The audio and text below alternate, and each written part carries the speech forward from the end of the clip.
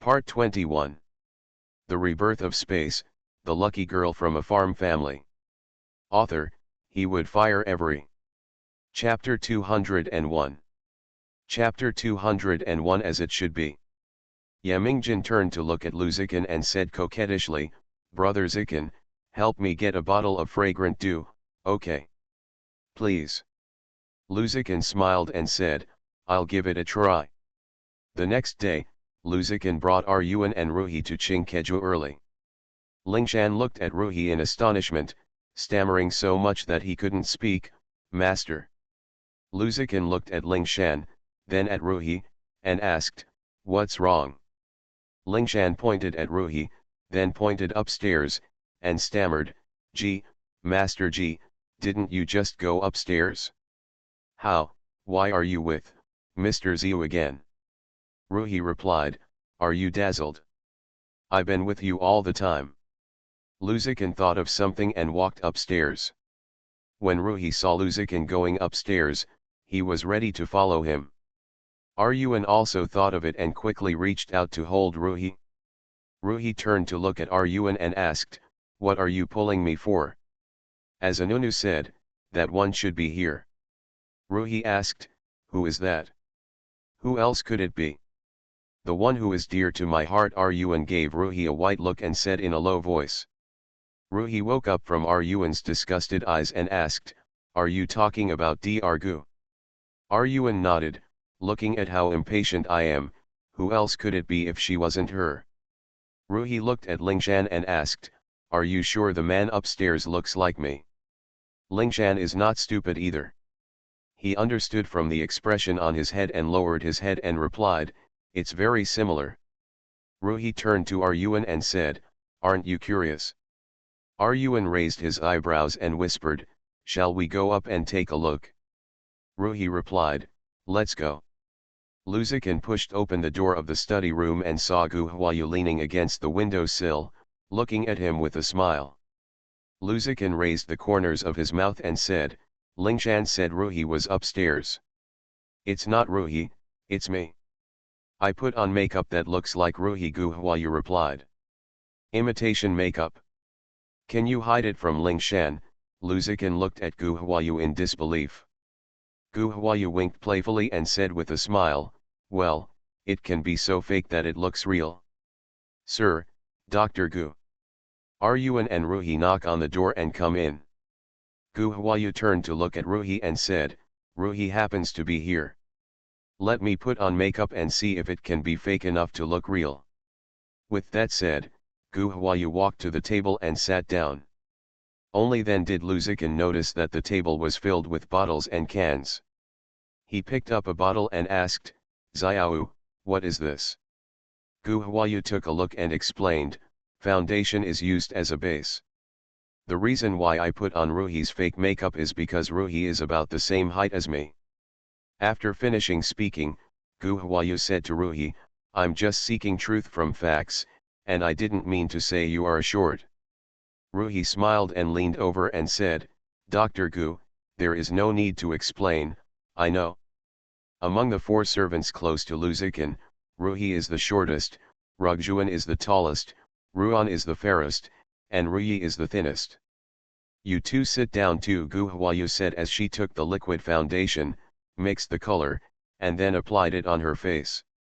The eyes of the three men turned as her hands moved, and their expressions became richer as her appearance changed. Gu Huayu looked at the three people who were stunned and asked, "How is it?"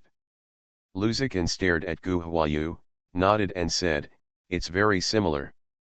Ryuan looked at Ruhi, then turned to look at Gu Huayu, and said, "No wonder Lingshan can't tell the difference. If you just look at the face, it's hard for me to tell the difference." Gu Huayu smiled proudly and said to Lu Zikin, "I came here to tell you that the British public can't do anything to me, so you don't have to worry about me." "Okay, I have to go back." "You just came and left?" It's still early. Seeing Gu Huayu bending down to collect things, Lu Zikin hurriedly stopped her. Gu Huayu looked up at Lu Zikin and saw Ruhi and Ruan exiting the room knowingly. She said with a smile, "What? You don't want me to leave?" Luzikin didn't expect Gu Huayu's question to be so straightforward, and his face felt a little hot. He met Gu Huayu's star-like eyes and nodded, "Yes, I can't bear to part with you." Gu Huayu saw Luzikin's face blushing and stopped teasing him, saying, "Yesterday, my eldest sister, second brother and little cousin came to the capital. I have to go back to accompany them." After hearing this, Luzikin couldn't help but help Gu Huayu put the cosmetics into the box and asked, "Then when can we meet again?" Gu Huayu thought for a while and said, "Be busy these 2 days. If you have time, you can go to Minjiao Pavilion on Yongchun Road to find me." "Yongchun Road? Where is your old residence?" Luzikin stopped his hand for a moment, raised his head and asked. Gu Huayu nodded, "Well, I took down the shop opposite the old house and opened a tea house. The British father-in-law probably doesn't know about it yet, and he didn't send anyone to keep an eye on it." Luzikin nodded, "Okay, I understand. I'll go over and have a look another day." Gu Huayu packed up the cosmetics and said, "I'm going back first." Luzikin suddenly remembered the fragrance and said, "Can you give me a few bottles of the fragrance you sold to Miss Shi-san last time?" "That's for ladies, who are you giving it to?" Gu Huayu said sourly. Luzikin smiled and told what happened last night. Grandma and mother said they wanted to go to the shop and choose by themselves.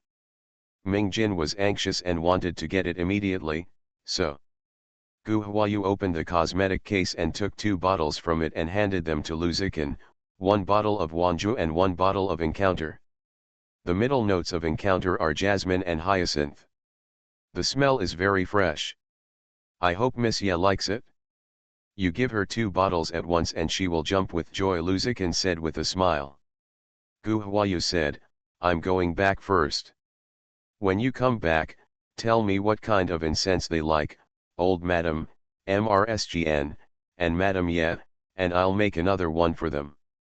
Luzikin nodded, "I'll tell you more about it some other time, and I'll have someone send it off to you." Gu Huayu stopped her and said, "No, Kingza drove me here." Gu Huayu took 2 steps, turned around and asked, "Qinjian, do you know which school is better in the capital?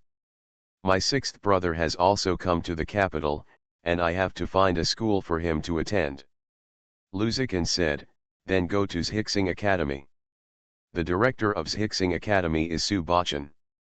Su Bachan is a good friend of the great scholar Yang and a disciple of his great-grandfather. Zhixing Academy has an excellent reputation in the capital. I will contact you first and let you know later." Gu Huayu said, thank you very much." Gu Huayu went downstairs and walked to the yard. She looked up and saw Luzikin standing in front of the window looking at her. Gu Huayu smiled at Luzikin. Gu Huayu returned to Wuitong Lane. Gu Dichang and Wan Qi had already arrived. Wan Qi was talking to Wan Xiaoshuang. Gu Huayu saw that Wan Qi's eyes were swollen and the tip of her nose was red, so she knew that she knew about Menqi. When Mrs. Wan saw Gu Huayu coming back, her tears fell again, and she choked and said, "Xiao, my aunt is gone. Why is she so stupid? Okay, why do you have to go to the mountains to chop firewood?" Gu Huayu walked to Wan Qi, put her arms around Wan Qi, and consoled her, "My condolences, my mother-in-law. I know that Kingza told me yesterday. Uncle Hua has arranged for Xinjun to go back to pick up his uncle and the others.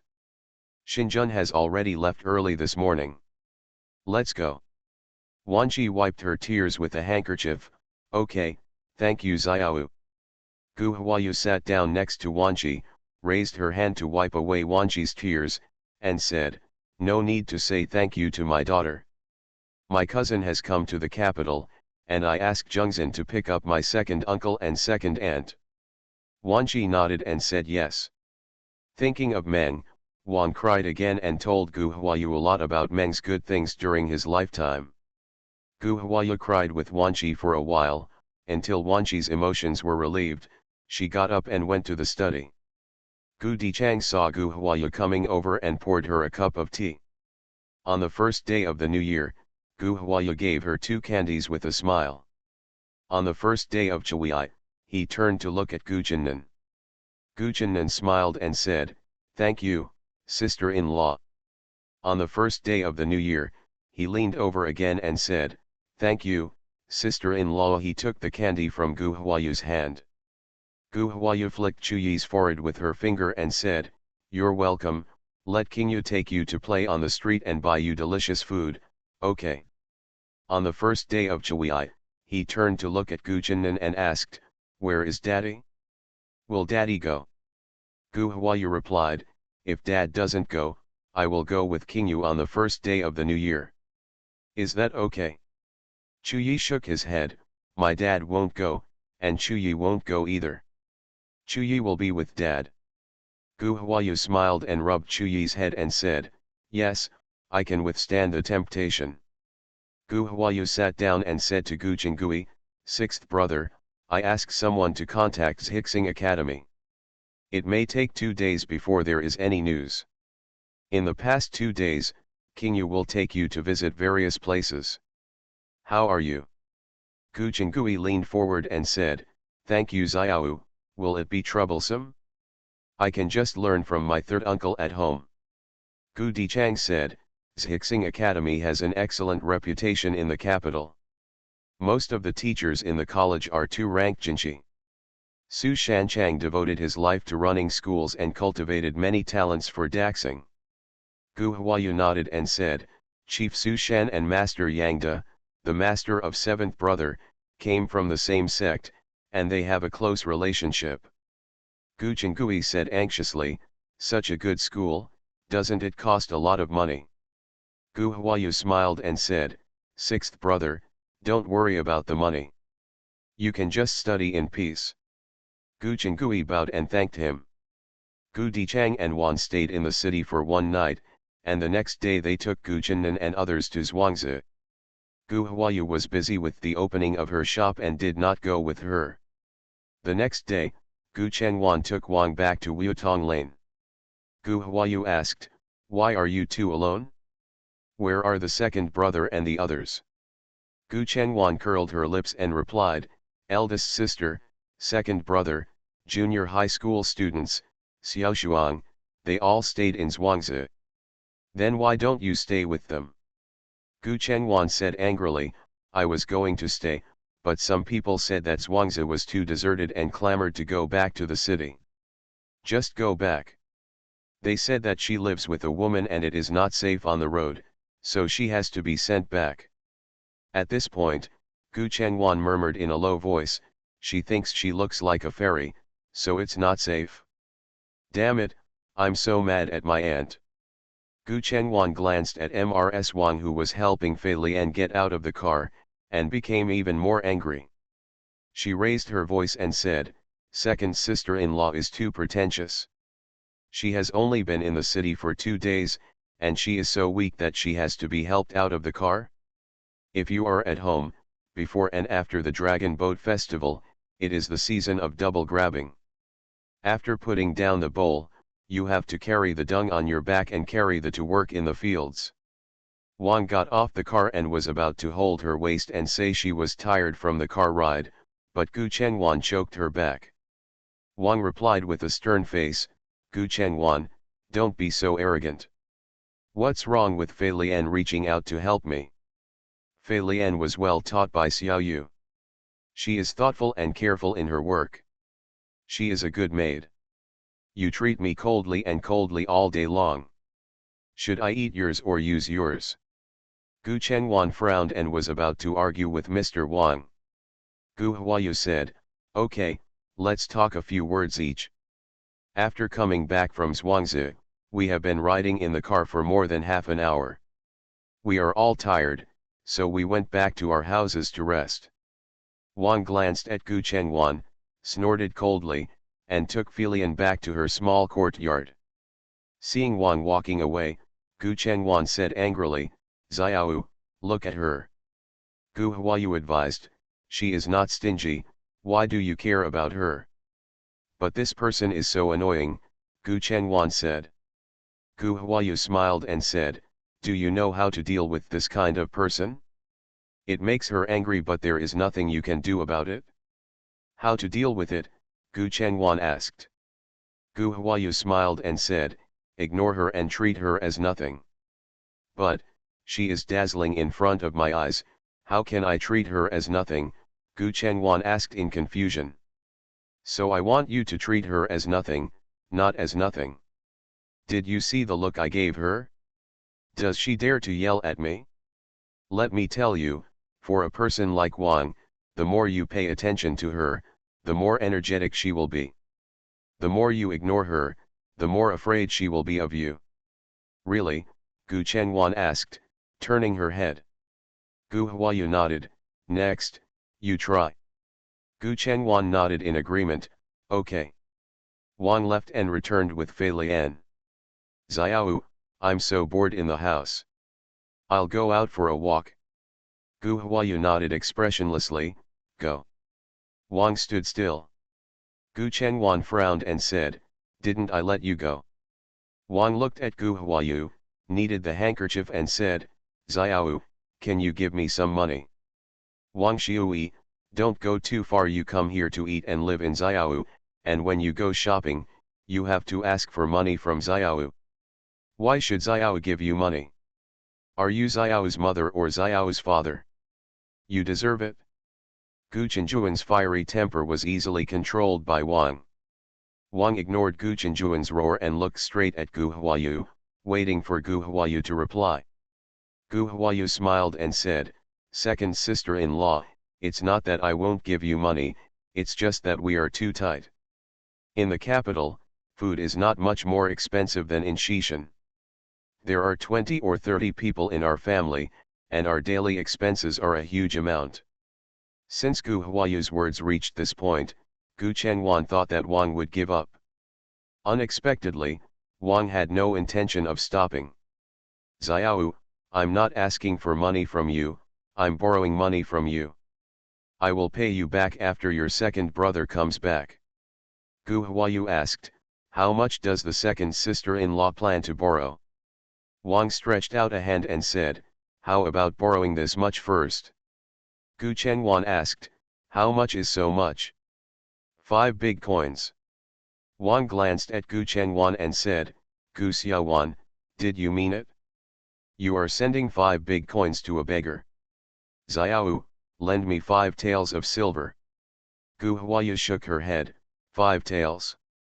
That's too many, none, only 2 taels. Okay, 2 liang is 2 liang, Wang said.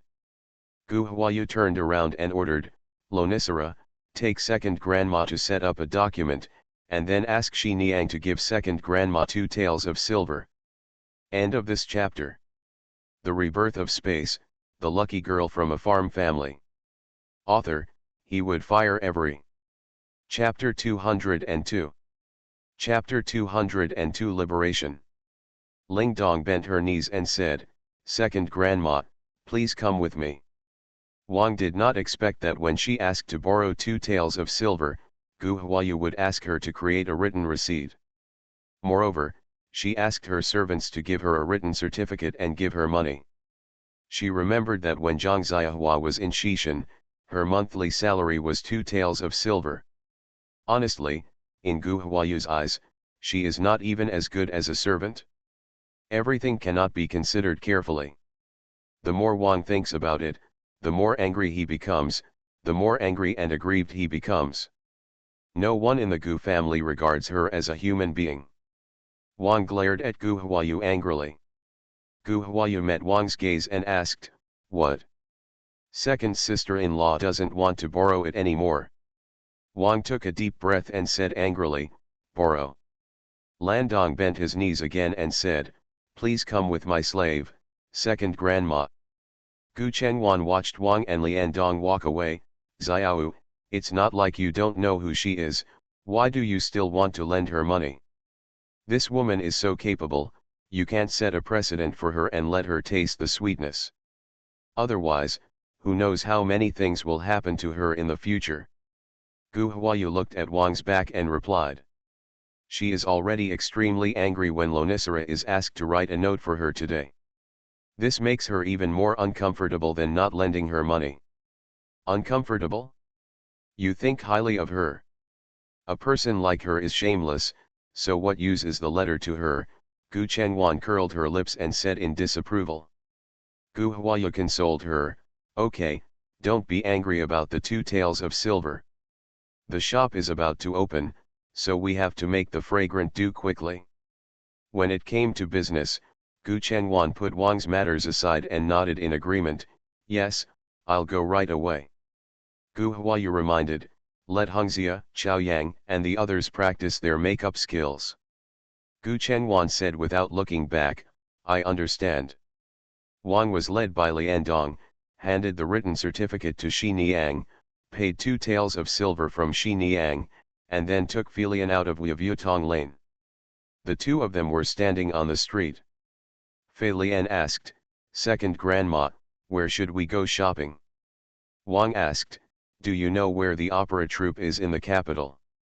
When Wang was at home, she heard an old man from the family who was walking around the street say that the most lively place in the city was to watch the opera troupe perform. The year she moved to a new house, her family invited a troupe to perform in an opera. She was about to give birth at that time, and it was a very cold weather. She couldn't stand the cold, so she only stood under the stage for a moment before being pulled into the house by Gu Jinnan. On the way to the capital, Wang's main concern was that after arriving in the capital, she must watch a few plays. Fei Lian shook her head, bent her knees and said, go back to second grandma, I don't know. Wang said unhappily, aren't you always in the capital? Why don't you know where the troupe is? Fei Lian bowed her head and replied, the opera troupes in the capital are all invited to sing at home by their masters. Others sing in the elephant shed. Wang's eyes lit up, and before Fei Lian could finish speaking, she hurriedly asked, elephant shed Gaoba? What kind of place is this? Fei Lian lowered her hands and replied, there are many elephant sheds in the south of the city, but women from wealthy families will not go there. Mrs. Wang lowered her lips and said, families with a rich family can invite opera troupes to sing operas themselves. Of course, there is no need to go to such a place. We are not from a wealthy family, so we don't need to pay attention to these small details. Isn't the south of the city far from here? How do we get there? Fei Lian bent her knees and said, it's a little far away.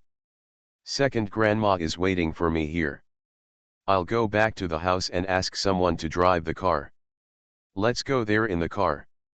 Wang urged, then hurry up. Fei Lian nodded in agreement, okay. The slave will be here soon. Soon, Fei Lian came out in a car. Mrs. Wang jumped into the car and urged the driver to go faster. Before Wang arrived at the south of the city, Huata received the letter and turned around to give Han Shi instructions. Han Shi got the order and went to the south of the city. Gu Huayu prepared the fragrant dew for concubine Li and asked King Yu to deliver it to the princess's house. Next, Gu Huayu still ran on both sides of Maxing Street and Daowen Street. On this day, Gu Huayu had just returned to Minjiao Pavilion. King Yu came over and reported, Mr. Wang is clamoring over there to make peace with the second master. Gu Huayu thought she heard wrongly and asked again, who? Mr. Wang wants to make peace with his second brother. King Yu nodded and said, yes, Mrs. Wang went out in the morning and returned to Wuyutong Lane before lunch. She asked someone to go to the village to call the second master back, and then make peace with the second master. Gu Huayu asked, where is Uncle Hua? Are you back? Let Uncle Hua come see me. King Yu shook his head and said, Uncle Hua has discussed matters with the owners of Jiangnan Trading Company and has not returned yet. Gu Huayu nodded, I understand, I'll go take a look. Gu Huayu returned to Wuyutong Lane, and when she was still at the door, she heard Wang's rude voice, didn't you call Gu Jinnan? I'm telling you, call Gu Jinnan back as soon as possible. I want to make peace with him and never stay with him for another day. Gu Huayu turned around and asked the concierge, have you gone to inform your second brother? The porter leaned forward and said, go back to Miss Shi Niang has arranged for Junja to pick up the second master. Gu Huayu nodded and walked towards the yard. Seeing Gu Huayu come in, Mrs. Wang was still arrogant. She put her hands on her hips and said to Gu Huayu, "Gu Xiao, hurry up and call your second brother back. I want to make peace with him." Gu Huayu smiled and said, "I've already sent someone to pick up my second brother. Just wait." Gu Huayu walked to the corridor and sat down, and asked curiously, "You have been unwilling to reconcile for so many years. Why do you suddenly think about it now?" Wang sat down opposite Gu Huayu, put her legs on the corridor chair, and snorted coldly, "I used to be blind, so I would follow Gu Jinnan wholeheartedly. What's the benefit of being with him? Apart from being a bull and a horse, he treated me like a human being. Since I was already so old in the first year of junior high school, he clung to the things that happened back then and made me stay a widow for so many years." Gu Jinnan looked dull and silent. "Huh, your mind is smaller than the head of a needle. I will no longer serve him, so I want him to make peace with her as soon as possible, and let each of them be well." Gu Huayu asked, "Heli, can you leave the first grade of junior high school?" "Bah," Mr. Wang spat hard. Gu Huayu looked at the phlegm flying out, and all the hairs on her body stood up. She felt sick and got goosebumps. The phlegm from Wang's mouth seemed to be spitting on her heart. Gu Huayu turned to look at Lonicera. When Lonicera saw it, he quickly called for someone to come and clean up the phlegm. Gu Huayu handed over the alcohol he brought with him, and Lonicera took it and sprayed it, then wiped it with a white handkerchief 3 times. Only then did Gu Huayu's complexion return to normal from paleness. Wang watched the movements of the group of people in astonishment, and finally turned her attention to Gu Huayu. Gu Huayu didn't wait for her to speak, and said with a stern face, "If you spit again, I will have you thrown out." "Gu Xiao, what do you think? Who didn't spit like this when we were in Shanghai village? You have only been in the city for a few days and you are already very particular." Wang Shi glanced at Gu Huayu and said with disgust. Landong saw a thin layer of sweat forming on Gu Huayu's forehead and hurriedly said to Chao Yang, "Go bring a cup of tea." After saying that, Lonicera yelled at Wang, "Shut up." Landong has been with Gu Huayu these years and knows that spitting is a taboo against Gu Huayu. Gu Huayu can tolerate festering and smelly wounds, but she can't stand other people's spitting. Wang was stunned by Lonicera's roar. It took her a while to come to her senses, and she jumped up and yelled at Lonicera.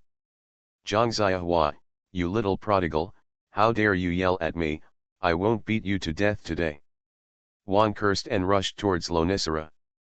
Gu Huayu stretched out her hand to pull Lonicera. Wang failed to pounce on Honeysuckle and rushed forward to the pillar, causing a thud sound. The servants around him covered their mouths and laughed. Wang covered her forehead and took 2 steps back, turned around and wanted to attack Lonicera. Gu Huayu stood up and said, "If you dare to touch Lonicera again, I will have you thrown out." Wang looked at the women around her, did not dare to move, and sat down again. Wang didn't sit until Gu Jinnan came back with Chuyi, then she stood up and said, "Hurry up and make peace with me. It's easier for me to leave now." Gu Jinnan didn't know why Wang was so crazy, but she still couldn't get it when she took the initiative to ask for a divorce. Gu Jinnan finished writing the letter of separation, and Qingyu took the 2 of them to the yamen. Gu Huayu brought Chuyi to the house. "Chuyi, your mother-in-law is leaving, are you sad?" Chuyi shook his head, "I'm not sad." Gu Huayu asked, "Why?" "She is your mother-in-law. Now that Anyang is gone, there will be no one to teach the students in the first grade of junior high school." The first grade of junior high school replied seriously. Gu Huayu caught the information and asked, "Has your mother-in-law hit you?" Chushi nodded, thinking that Gu Huayu didn't believe it, so he lifted up his clothes and let Gu Huayu see his thighs. "These were all beaten by my mother-in-law." Gu Huayu saw a lot of nail marks on the inner thigh of the first year of junior high school, and stretched out her hand to touch it. Your mother-in-law pinched it? Does it hurt? Chushi nodded and replied, my mother pinched me, and it doesn't hurt anymore. Gu Huayu scolded Mr. Wang in her heart and asked, do you hate your mother-in-law? On the first day of the month, he looked up at Gu Huayu and asked, sister-in-law, what is hatred? Gu Huayu thought for a while and said, I just don't like it. Chushi thought for a while and said, I don't hate her, I'm afraid of her. Gu Huayu rubbed Chu's head and said, you don't have to be afraid of her in the future, she won't live with us anymore. Then where will she live? Will she go back to Shangtai village? Gu Huayu asked as she watched on the first day of the year. Gu Huayu shook her head, I don't know, it should be a place she likes, with the people she likes. Oh, if I'm with the person I like, I won't curse. Gu Huayu stood up and held Chu Yi's hand, maybe, let's not talk about her. Let's go, my sister-in-law will take you to eat something delicious. Gu Huayu took Chu Yi out, took him to the main street, bought him 2 or 2 nests of silk candies, and took him to buy snacks. After wandering around for half an hour, I took Chu Yi home. Gu Chennan was sitting on the corridor. When he saw Gu Huayu and Chu Yi, he stood up and asked, where have you been? On the first day of the new year, I raised the food in my hand and said happily, my sister-in-law took me to buy delicious food. Gu Huayu asked, is it done? Gu Chennan nodded and said, I gave her 100 taels of silver. Alas, today is like a dream. Gu Huayu smiled and said, congratulations, second brother, you are finally free. Gu Chennan said with a worried look, I'm worried that she will come back again. Gu Huayu said with relief, we have already reconciled, how dare she come back? The concierge won't let her in when she comes back. Gu Chennan smiled bitterly and said, if she comes over to make a noise, she will be sad if she is caught in the middle. Gu Huayu thought of the nail marks on her legs in the first year of junior high school, and thought to herself that she had to tell Uncle Hua to keep the Wang family far away and never show up again. Don't think about it, second brother, it will get better and better. Gu Chennan nodded, thank you, Xiao. Gu Huayu saw Chu Yi sharing his food with his servants, and asked, second brother, do you still want to go to Zhuangzi? Gu Chennan nodded, well, I like it there. I go to the fields to do something every day and feel comfortable. My third uncle said that he would enlighten me in the first year of junior high school. Gu Huayu said, since we have agreed, you can live in Zhuangzi first. When the first grade of junior high school is a little older, let him go to school to study. Gu Chennan nodded and said, then I will take the first grade of junior high school back to Zhuangzi. I will go back and tell my third uncle and my third aunt to save them from worrying. Gu Huayu nodded, okay, I'll see you off. Gu Huayu watched Gu Chennan's car go away, then turned and entered the yard, telling King Yu, Uncle Hua is back, tell me. Gu Huayu returned to the room and leaned on the soft couch to relax. Not long after, Lian Dong came in and said, Miss, Uncle Hua is back and is waiting for Miss in the study. Gu Huayu nodded, I understand. Let's inform the kitchen to cook a few more dishes tonight. Let's celebrate when Wang is gone. Landong nodded in agreement, okay, I'll go right now. Gu Huayu went to the study room in the outer courtyard. Huada, Wang Qin, and Han Shi saw Gu Huayu come in and stood up to greet him. Gu Huayu motioned for everyone to sit down, and Wang Qin poured tea for Gu Huayu. Gu Huayu cast her eyes on Huada, Uncle Hua, this matter about the Wang family. Uncle Hua looked at Han Shi and said, tell the lady. Han Shi smiled and leaned forward, I didn't expect that things would go so smoothly. I originally thought that it would take 3 months to solve this matter, but it ended up being completed in half a month. These days, Wang goes to the Wang family elephant shed in the south of the city every day and falls in love with the actor in the theater troupe. After making inquiries, I learned that this actor was from Longzi. He was sold into a theater troupe at the age of 5 and traveled with the theater troupe for nearly 20 years. I saw that Mr. Wang was obsessed with him, so I made a deal with this man. If he gets along well with Mr. Wang, let Mr. Wang reconcile with the second master, and I will give him 1,000 taels of silver. If you can bring Wang back to Longzi and let him live in peace in Longzi, I will redeem his life and give him another 5,000 taels of silver. The man agreed without even thinking about it. Wang and Liho immediately took Wang back to Longzi. I will ask Junji to follow them in the dark, and send them back to Longzi, and then give him 5,000 silver.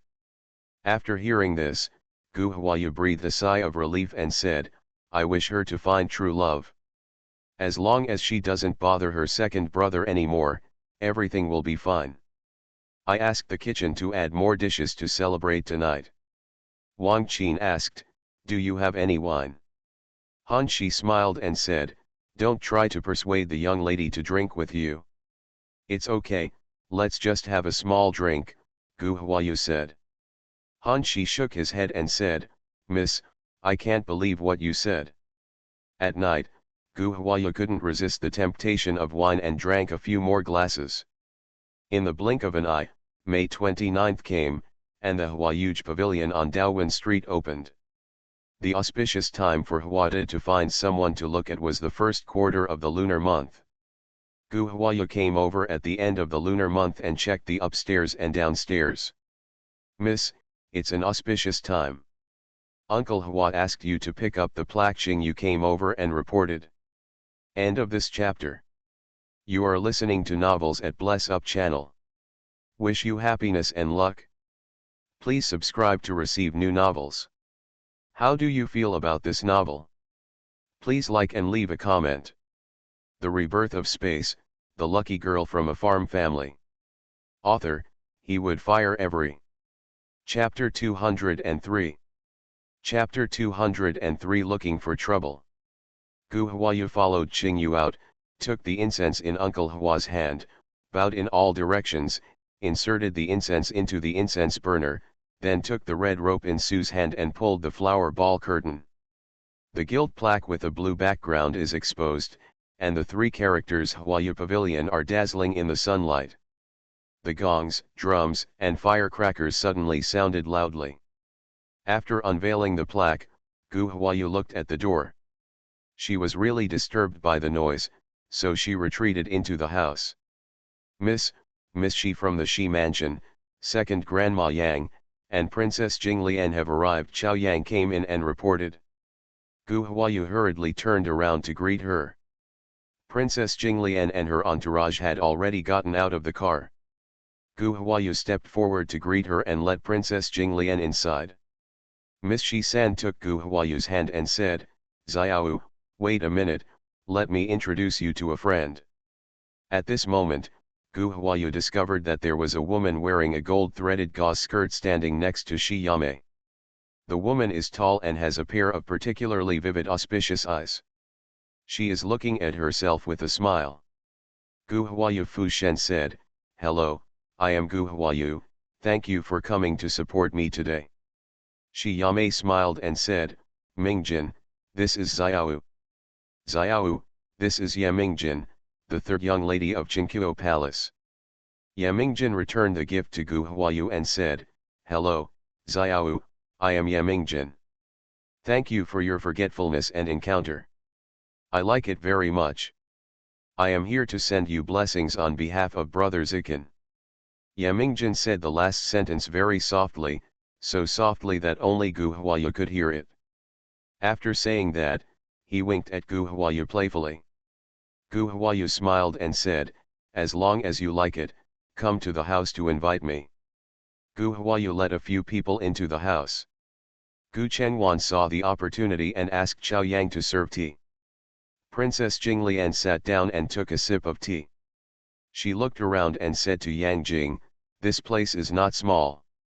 Let's take a stroll. Yang Jing nodded, okay. Let's go. Let's go shopping. Gu Huayu hurriedly got up to accompany her. Miss, the third young lady from the Prime Minister Wang's residence is here. Qing Yu came over and whispered.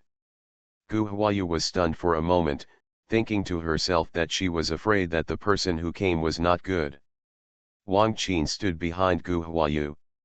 After listening to King Yu's words, he stepped forward and said to Gu Huayu, "Miss, it's not good for me to have a head-on conflict with her. I'll let you and the second lady receive her."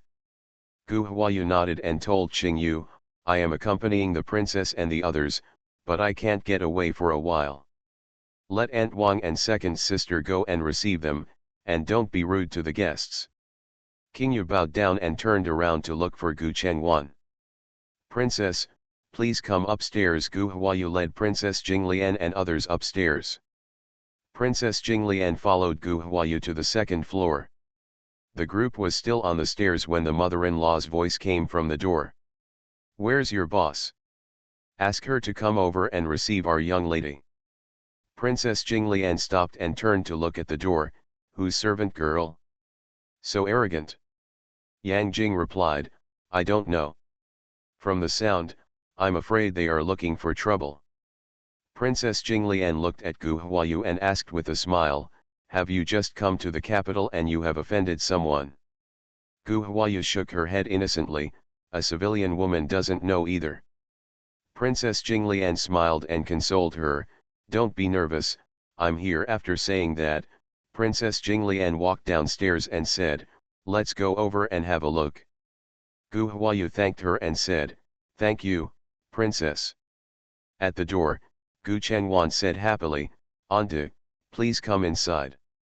I am the owner of this shop. I wonder if there is anything I can help you with." The mother-in-law looked Gu Chengwan up and down and asked arrogantly, "Are you the boss?" "Yes, I am the boss. I wonder if your lady wants gouache, rouge, or perfume. Your lady can try our gouache. Our gouache is very close to the skin. Using our gouache will prevent you from being showered in heavy rain. The makeup will not be worn out." Gu Chengwan glanced at Miss Wang San next to her mother-in-law and began to sell her in earnest. The skin of Mr. Wang's family is darker, with larger pores, and is a bit oily in hot weather. Miss Wang San felt offended after hearing Gu Chengwan's words, and said angrily, "You mean my skin is not good enough?" Gu Chengwan was very confused when she saw that Miss Wang San was angry. "This lady, with all conscience, how can we, who run a store and do business, say that the customer's skin is not good enough? I just say that my gouache is good and can make your skin better, miss. I kindly recommended it to the lady, but why is the lady still angry? Didn't the lady come to Huayu Pavilion to buy something? Who are you? How can you open a shop and do business like this?" When the mother-in-law saw that her young lady was being contradicted, she hurriedly stepped forward to stand up. "Sharp-tongued girl, who are you? How dare you be so rude to my young lady?" Gu Chengwan was not a good-tempered woman. After hearing what her mother-in-law said, she was so angry that she choked at her, "You are such a rude mother-in-law. I opened the door for business. Shouldn't I introduce my goods to the guests? Shouldn't we make recommendations for guests based on their situation? How is this offensive? If this is considered offensive, then your young lady is too fragile, right?" The mother-in-law stuttered in anger, You. Gu Chengwan asked, "What's wrong with me? Everyone, listen, what did I say wrong?" As she said that, Gu Chengwan turned to look at the onlookers. People shook their heads one after another. "My boss is right." The mother-in-law became angry and said, "Do you know whose house we belong to?" Gu Chengwan shook his head and said, "I don't know, and I don't need to know. In this precious land of Beijing, even if a tile fell from the sky, it would hit these two officials. If we ask one by one, whose house this guest is from, and whose house that guest is from, my dear, how can I still do business? I stand at the door every day and bow my head. Doing business is a matter of mutual consent. What I buy is good and you like it? It just so happens that the price I offered is within your range, and you are willing to ask for money to buy it. In this way, we complete a transaction. You buy something and it feels good to use it and it suits your liking. Come and buy again after you're done. You became my repeat customer. Everyone who comes to our Huayu pavilion, regardless of birth, is our distinguished guest. We will do our best to provide good service so that every guest can enjoy the best service. Of course, except for those who deliberately cause trouble. The mother-in-law originally wanted to move out of her family to join the family, but Gu Chengwan called her and blocked her words. The mother-in-law wanted to say something else, but Miss Wang San stopped her and said, "Mother, let's go back." After saying that, Miss Wang San turned around and walked out. Aunt Guan glared at Gu Chengwan, then turned around and followed her out. When Princess Jinglian saw Miss Wang San turning to leave, she was afraid that she would turn around and come looking for trouble, so she raised her voice and shouted, "Are you leaving?" as soon as Pi-Yun arrived. Hearing Princess Jinglian's voice, the onlookers automatically moved out of the way. Miss Wang San turned back to look at Princess Jinglian, and said politely, "Princess Jinglian is well." Princess Jinglian said, "Why don't you come in?" Miss Wang San leaned forward and said, "Back to Princess." Pi-Yun suddenly remembered that she had something else to do, so she didn't come in. Princess Jinglian nodded and said, "You have to go and do some business first. Xiao is my friend. When you have free time, come back for a walk. I, the princess, will ensure that your visit is not a loss. The fragrance made by Xiao is top-notch, and my mother-in-law likes it very much." Princess Jinglian not only moved out herself, but also moved out concubine Li, which made Wang Pi-Yun feel very uncomfortable. A few days ago, she overheard the conversation between the second aunt and her mother. Lulu did not agree to marry a country girl named Gu. For this reason, the British father also banned Lulu's feet. The mother didn't believe it.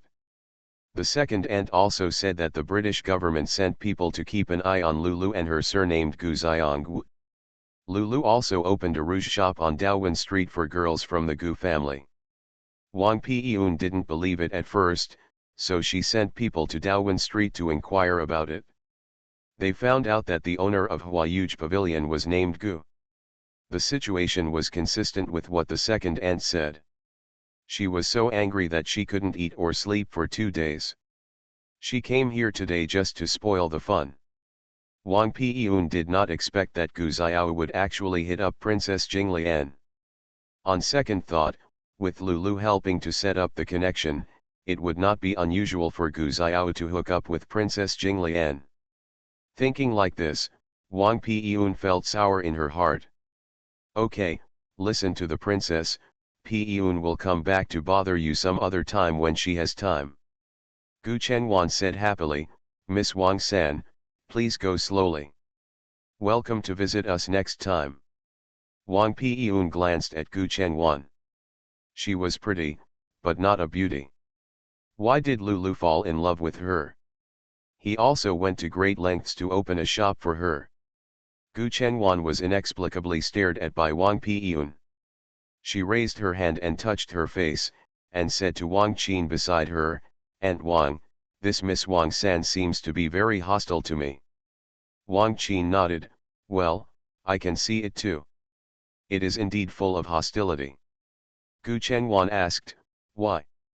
I don't even know her, and I haven't offended her. Why is she so hostile to me?"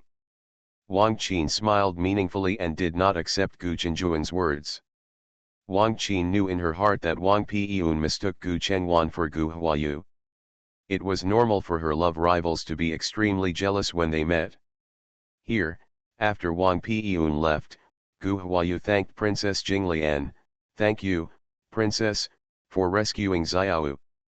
Princess Jinglian looked at Gu Huayu and smiled, "Nothing, we just happened to meet each other, just a word."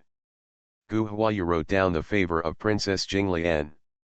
On this day, Gu Huayu was busy from morning to night, and did not leave the shop until the end of the day. King Yu said, "Miss, King Zhou came here just now to report that Mr. Lu is waiting for Miss in Minjiao Pavilion. King Zhou's car is parked at the door of Caog." Gu Huayu nodded, "Okay, I understand." You slow down at the corner ahead and I'll get off there. King Yu nodded in agreement. Okay, I understand. When Gu Huayu returned to Minjiao Pavilion, Lu Guang came over and said, Miss, the sixth master is upstairs. Gu Huayu nodded, I understand, bring the food. Lu Guang bowed and said, okay, do you want a drink? Gu Huayu's eyes lit up, let's have a pot.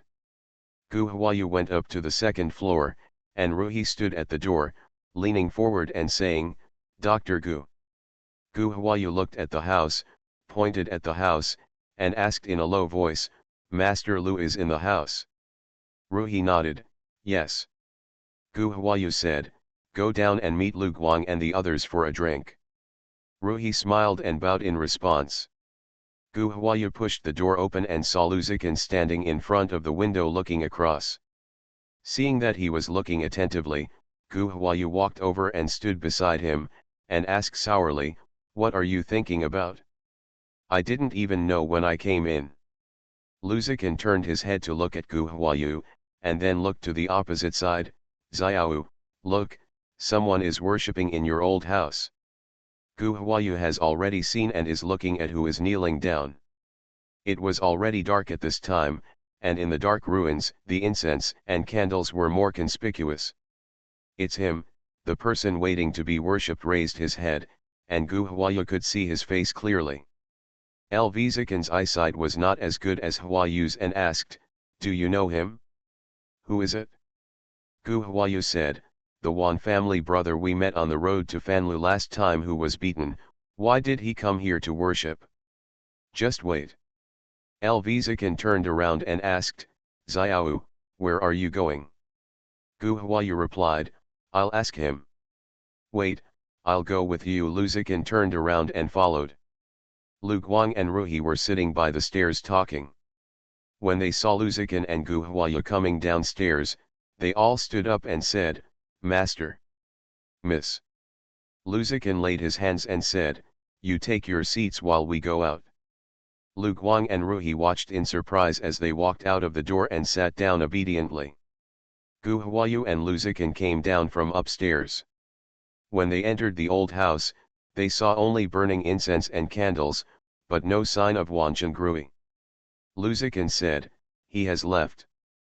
Gu Huayu looked around to make sure that the person had left, and said, probably, let's go back first. When the two returned to Minjiao Pavilion, Gu Huayu said to Lu Guang, let Uncle Hua come see me. Lu Guang leaned forward and said, okay. Not long after Gu Huayu and Lu Zikin went upstairs, Huada knocked on the door and said, Miss, I'm here. Gu Huayu replied, come in. Huada opened the door and came in. After greeting him, he asked, Miss Suan, what's wrong with me? Gu Huayu nodded, Uncle Hua, come and take a look. Huada walked to the window, followed Gu Huayu's hand, and saw the candles still burning in the old house. Someone comes to worship, Huada asked.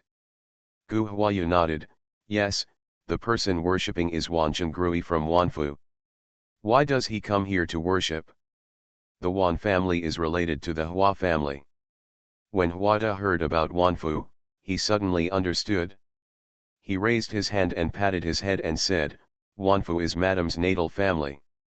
In these years, I have only been thinking about the affairs of the Hua family, but I have forgotten the affairs of the Wan family. Gu Huayu looked at Huada and asked, Mother's natal family?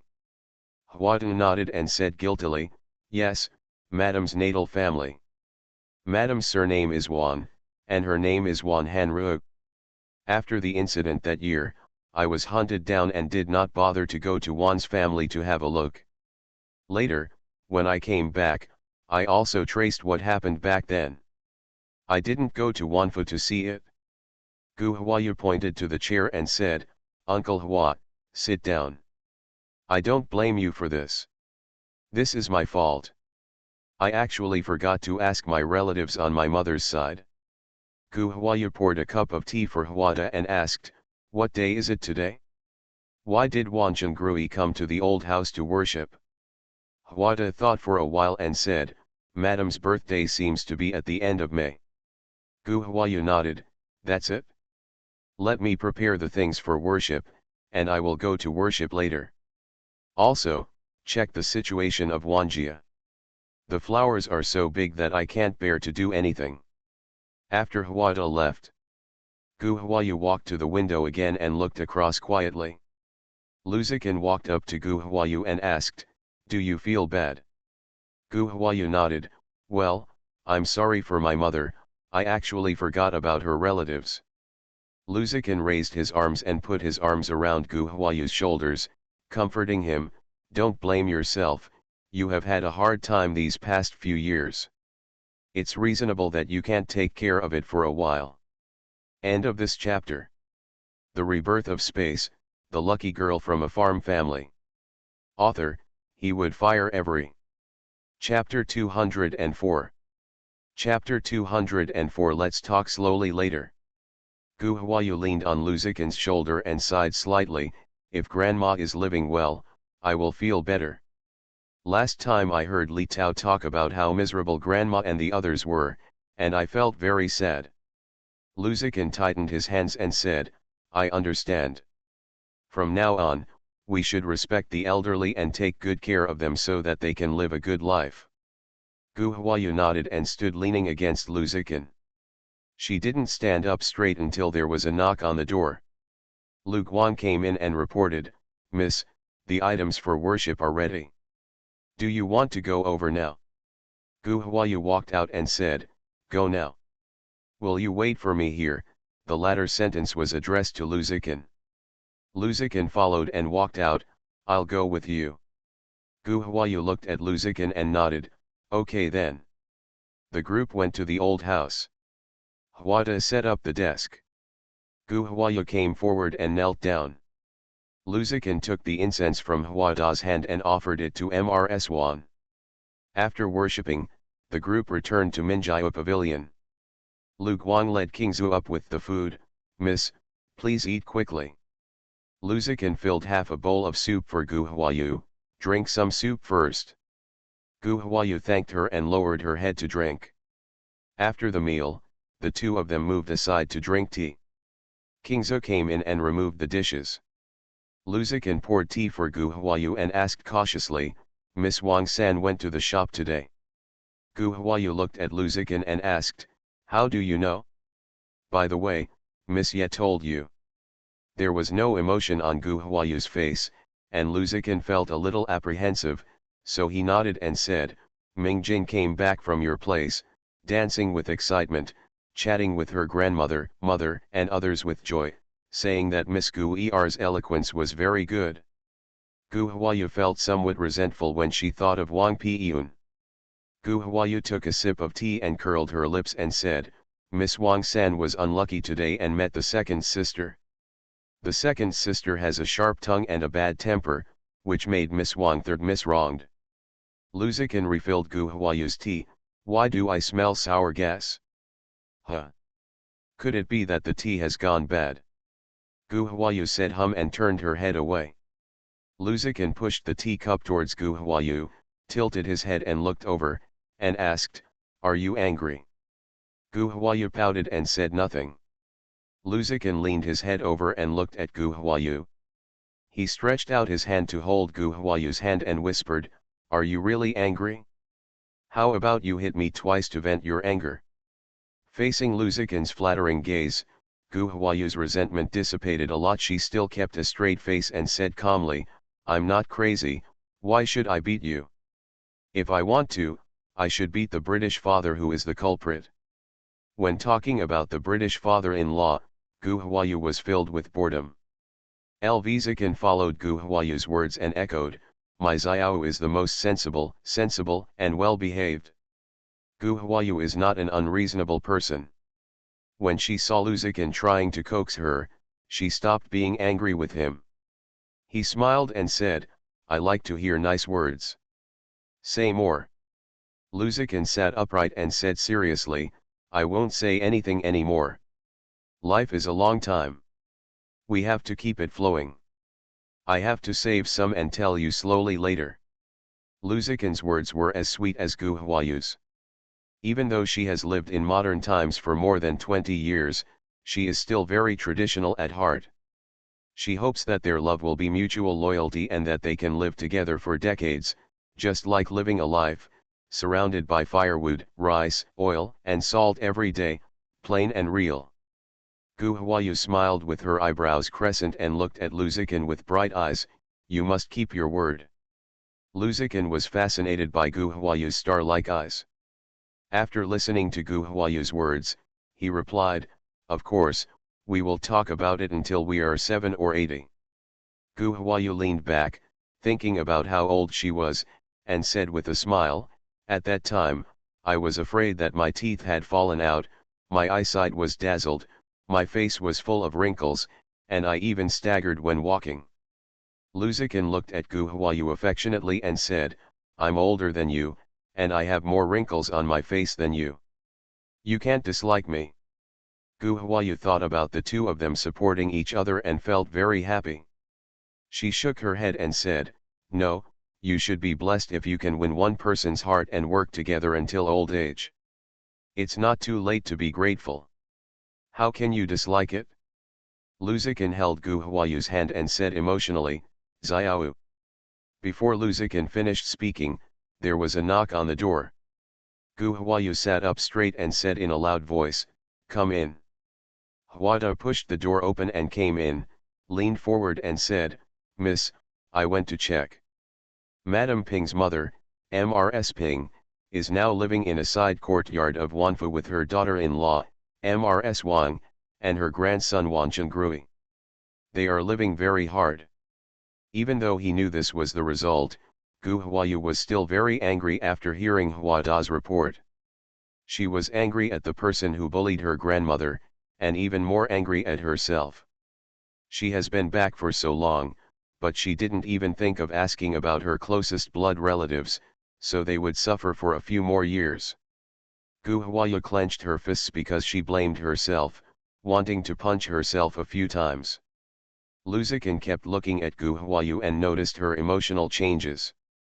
He pushed the teacup in front of her and said, Xiao, take a sip of tea first. Gu Huayu glanced at Lu Ziqin and said, thank you, Uncle Hua, please sit down and talk. Lu Ziqin poured Huada a cup of tea. Uncle Hua, please have tea.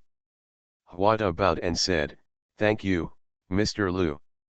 Huada picked up the cup and took 2 sips of tea.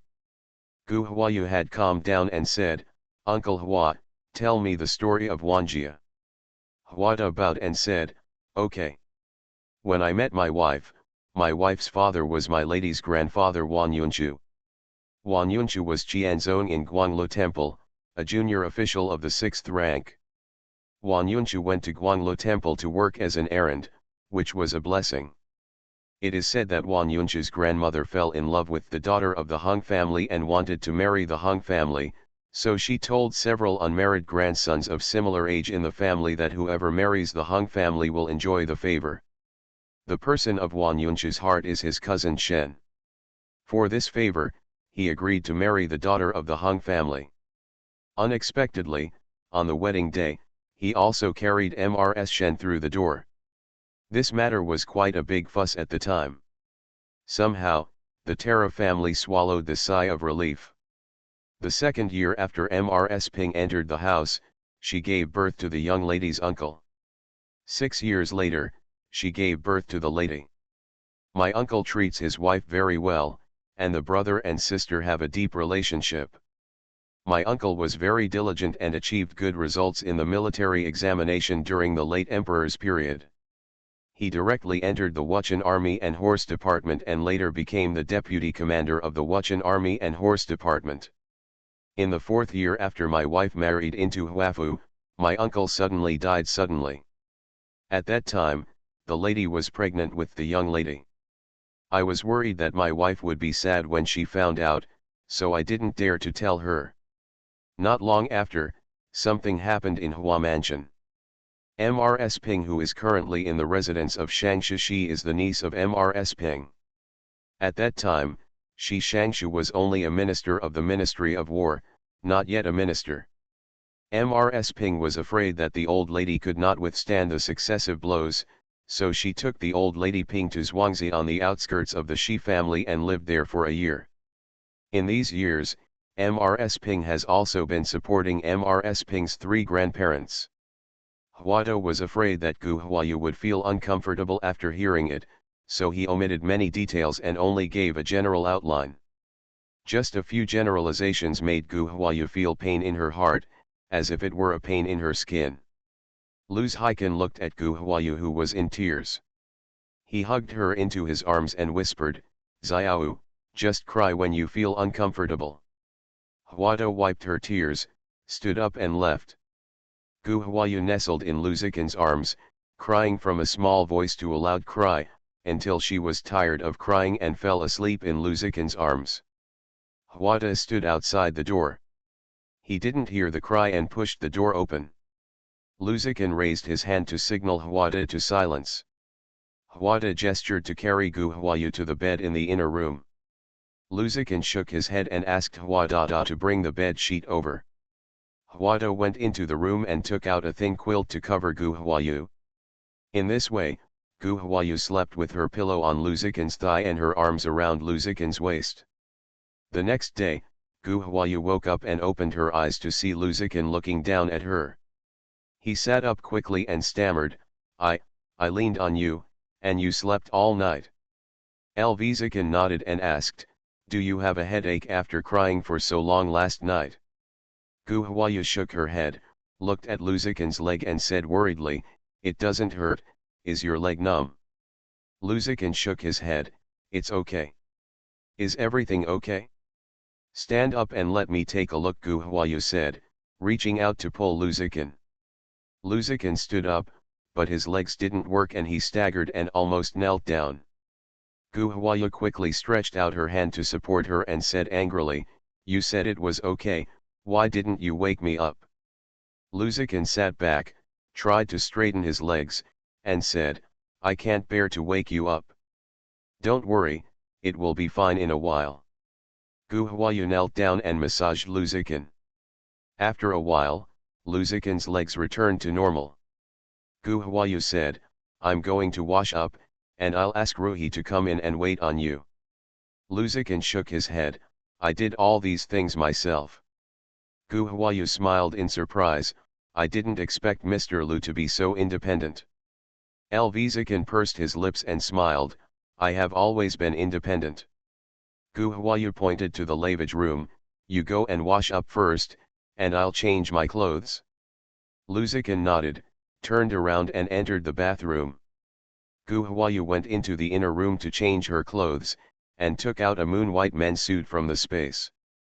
When he returned to the hall, he saw that Luzikin had already washed up and handed the clothes to Luzikin.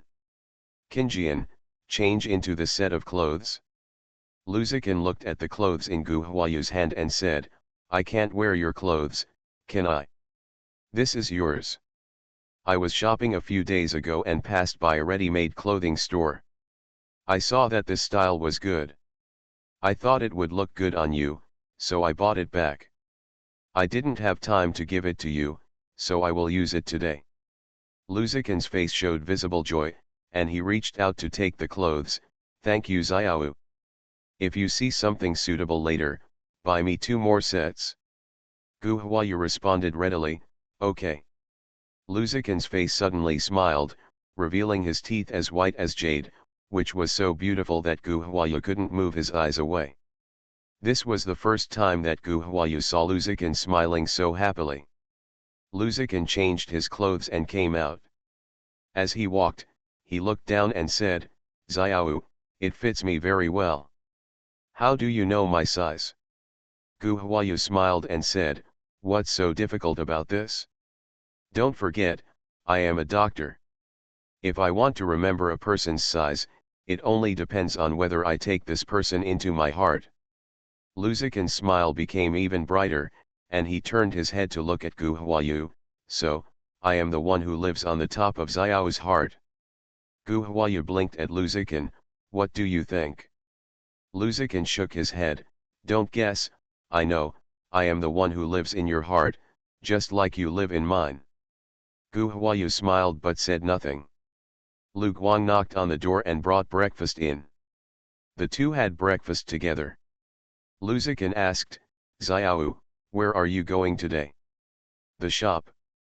Gu Huayu nodded, yes, the shop has just opened. I have to go and check it out in the next few days. As the two were talking, there was a knock on the door. Gu Huayu raised her voice and said, come in. Ruhi opens the door and comes in. Zikan asked, is something wrong? Ruhi leaned over and said, go back to me, Ruhi came here to report. I received a tip that I went to Tianshui Lane. Lu Zikan raised his hand and looked at his watch. The time pointed to Chenzheng. He twitched the corner of his mouth and said, it's time to go to court. Act according to the plan and reveal the letter to the second master and the palace. If Ji bows down and responds, I understand. After Ruhi stepped back, Gu Huayu looked at Lu Zikan, who is the uncle? Lu Ziran. Lu Zikan nodded and told Lu Ziran and Lu Dingning about seeing a female prostitute at the same time. After hearing this, Gu Huayu said, what a good opportunity, this matter should be known to the whole city like your engagement. By the way, you don't mind, right? If this matter gets serious, it may affect Xian King. Lu Zikan smiled and shook his head and said, I don't mind, just to see if the wise king has that ability. What do you think of Xiao? Gu Huayu said, as long as you don't mind, I will manage the market side, and you will take care of the court side. We will make this matter known to everyone in the government and the public.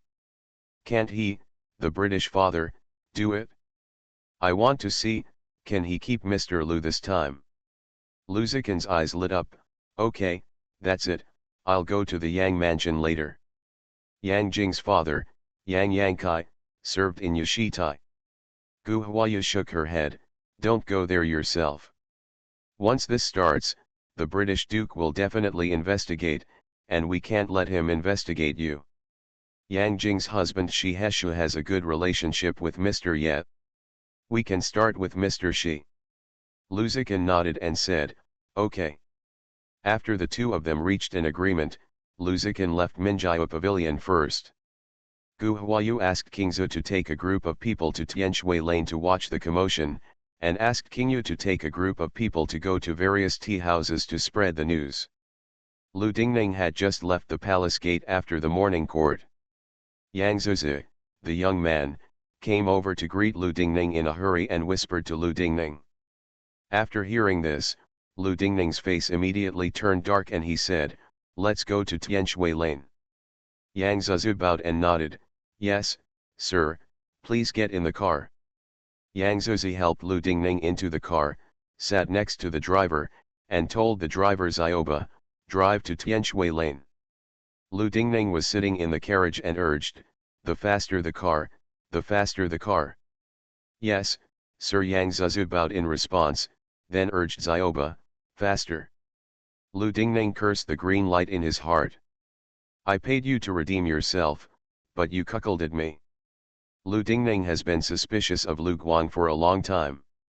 If his son hadn't looked like him, he would have attacked Lu Guang long ago.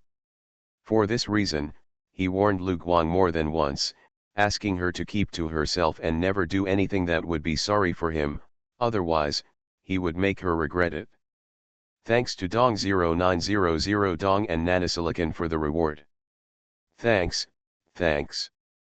Thank you all for your votes, thank you very much. End of this chapter. The Rebirth of Space, the lucky girl from a farm family. Author, he would fire every. Chapter 205. Chapter 205, Catch the Adulterer. It's just that every time he said a warning seriously, Greenlight would coquettishly talk to him sweetly and try her best to please him. Lu Dingning thought about Lu Guang using the same method to please him to please other men, and suddenly he became angry and urged irritably, faster. Yang Zuzi turned around and replied, Master, you are already the fastest. If you go any faster, something will happen. Because Mr. Zhu kept a close eye on her, Lu Xiren had not been to Tianshui Lane for a long time. In the past few days, Kuokuo died the wind and cold, and Zhu's mind rushed to his son, without energy to control Lu Xiren. Lu Xiren had to come to Tianshui Lane for free, and went into the house to send the maid Ruyi to take Bao'er shopping. Then he pushed away Mrs. Jin, who was doing the rough work, and then pulled Lu Guang to talk. Because he hadn't come for some days, Lu Guang was angry and ignored him. Lu Xiren tried to please the coward to make Lu Guang happy, and it took a lot of effort to make Lu Guang happy. Seeing the beauty smile, Lu Xiren breathed a heavy sigh of relief.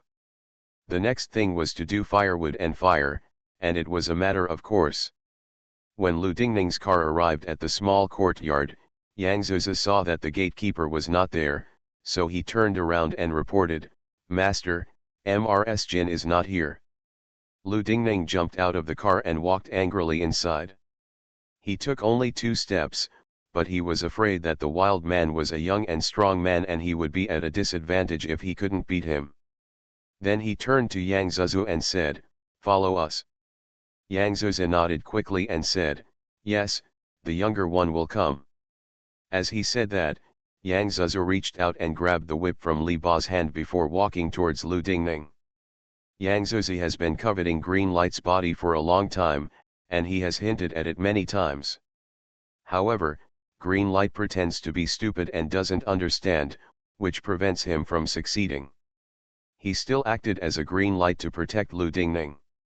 Damn it, it turned out that those women looked down on him. Today, this girl finally fell into his hands. Yang Zuzu imagined that Green Light was lying at his feet begging him. The more he thought about it, the more excited he became. If the girl could say something nice, he would be gentle when dealing with her. Lu Dingning felt that Yang Zuzu's help was not enough, so he shouted to the coachman, "Li Ba is coming too." Li Ba stopped the car, leaned over and said, "Okay, the younger one will come." Lu Dingning took Yang Zuzu and Li Bagong to the backyard. Mrs. Zhu and her maidservant also came to the door of the house. At the entrance of Tianshui Lane, Mrs. Li and a group of people hurried over. Neighbors saw many carriages parked at the door of Lu Guang's house, and curiously stood at their own door to watch the excitement. The bolder ones gathered around the door of Lu Guang's house. Ruyi came back with Bao'er in hand. When she saw the cars parked at the door, she turned pale with fright and said to Bao'er, "Bao'er, you go back first. There are guests at home. I'm going to buy some tea." Bao'er nodded sensibly and said, "Okay, Liuyi, you go early and come back early." Ruyi nodded and said, "Okay, you go back first." After saying that, Ruyi turned around and walked away hastily. Ruyin looked at Ruyi who was hurriedly leaving and asked, "I'm afraid that little maid has guessed it. Do you want to get her back?" Rugjuan looked at Ruyi and said, "This maid will only die if she goes back. Forget it, they are all poor people. If she escapes, let her escape." Ruyi nodded, "Okay, I'll listen to you." Lu Guang's small courtyard is the second courtyard.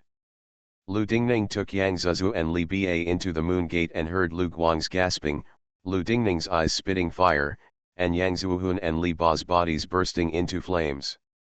Lu Dingning strode forward, Yang Zuzu and Zioba followed quickly, swallowing their saliva. Since there was no one at home, Lu Xiren and Lu Guang moved from the hall to the bedroom, so they did not close the door. Lu Dingning walked into the hall with him, and saw a naked green light hanging on the man.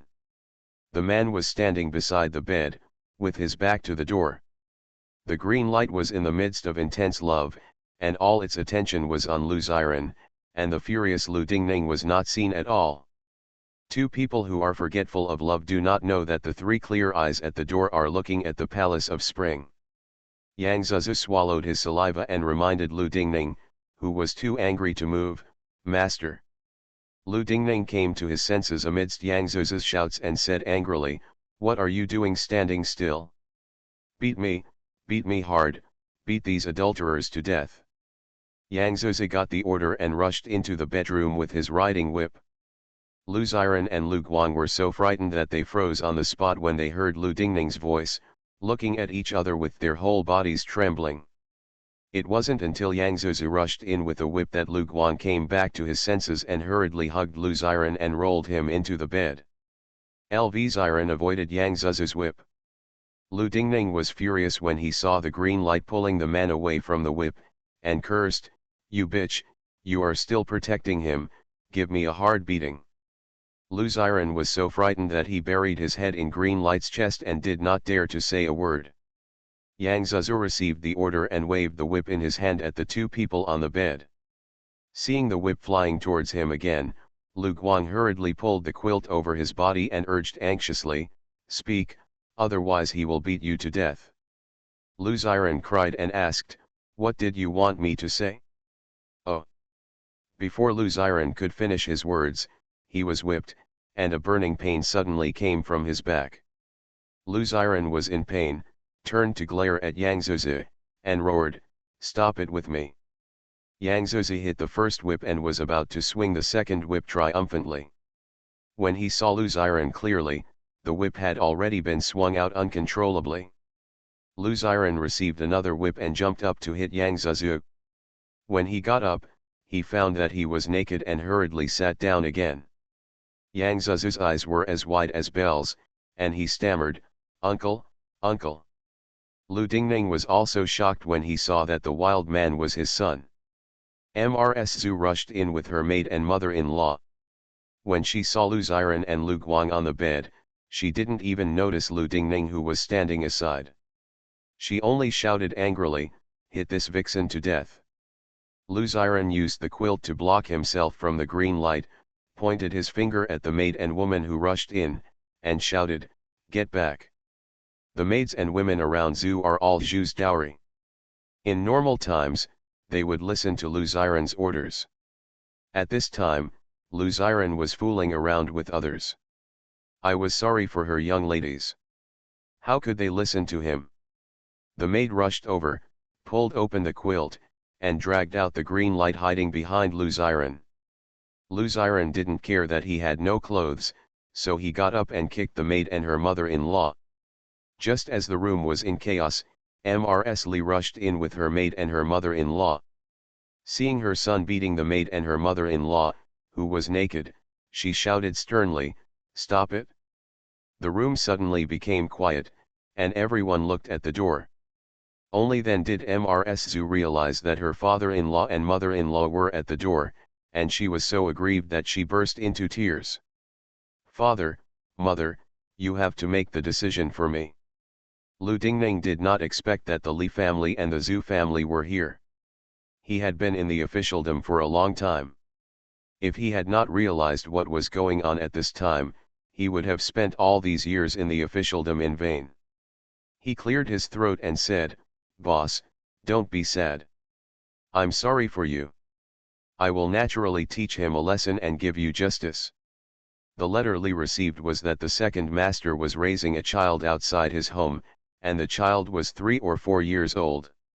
She came here to block her man and the vixen, and she didn't want to block her son from fooling around outside. She looked at Lu Dingning steadily, "Why are you here? Didn't I go to court?" Lu Dingning didn't dare to let Mr. Li know that he had raised a foreign wife, so he said with a guilty conscience, "I just came down to court and heard a report from my servants that Xiren was messing around here, so I rushed over here immediately." Speaking, Lu Dingning pointed at Lu Xiren, "You rebellious son, you are getting more and more courageous, and you dare to raise a foreign wife outside." As soon as Lu Dingning finished speaking, Bauer stood at the door of the hall and shouted, "Dad." Lu Dingning looked back and saw Bauer looking at him. Li looked at Bauer, then at Lu Dingning, and broke down and cried, "Lu Dingning, you'd better give me an explanation." Lu Dingning looked at Mr. Li guiltily and said quickly, "This child looks just like Xiren." "My child, your father is in the house, and I am your grandfather." Bauer looked at Lu Dingning inexplicably, "Does daddy not want Bauer?" Mrs. Zhu looked at her father-in-law, then at her parents-in-law, and then looked back at the disheveled Lu Xiren and Lu Guang, and felt a sharp pain in her head. Why is this house such a mess? Father and son share the same woman, whose child is his. If word of this spreads, how will he gain a foothold in the capital in the future? Zhu thought of this and took a look outside. It didn't matter, Zhu's heart dropped to the bottom of her lungs when she saw that the door and windowsill were full of people watching the excitement. Zhu raised his finger and said, "Gun Gun, what are you looking at? Drive these people out." The servants also realized the seriousness of the problem and hurried to drive away the spectators. The spectators saw Zhu scolding her and ran out in a hurry, laughing and saying, "How exciting! My son is robbing my woman. Tisk tisk tisk, big families are just different. Do you think Bauer belongs to me or my son? Alas, the world is getting worse and worse, it's so chaotic." Lu Dingning realized that the situation was serious and wanted to leave the place of right and wrong quickly. He turned around and walked out. As he walked, he said, "Don't stay here for a long time. Go back first." Li was struck by the reality and lost any sense. She chased after Lu Dingning and held Lu Dingning's hand, preventing him from leaving. "Let's go. Where are we going? If you don't give me an explanation for this matter, why don't you even think about leaving?" LV Dingning was upset. Where could he find the explanation? He threw Li's hand away hard and said, "Why are you so crazy? You want to go back and make a fuss." Li was staggered by Lu Dingning and took 2 steps to the side. When Mrs. Zhu saw it, she quickly stepped forward to help Mrs. Li. "Mother, be careful."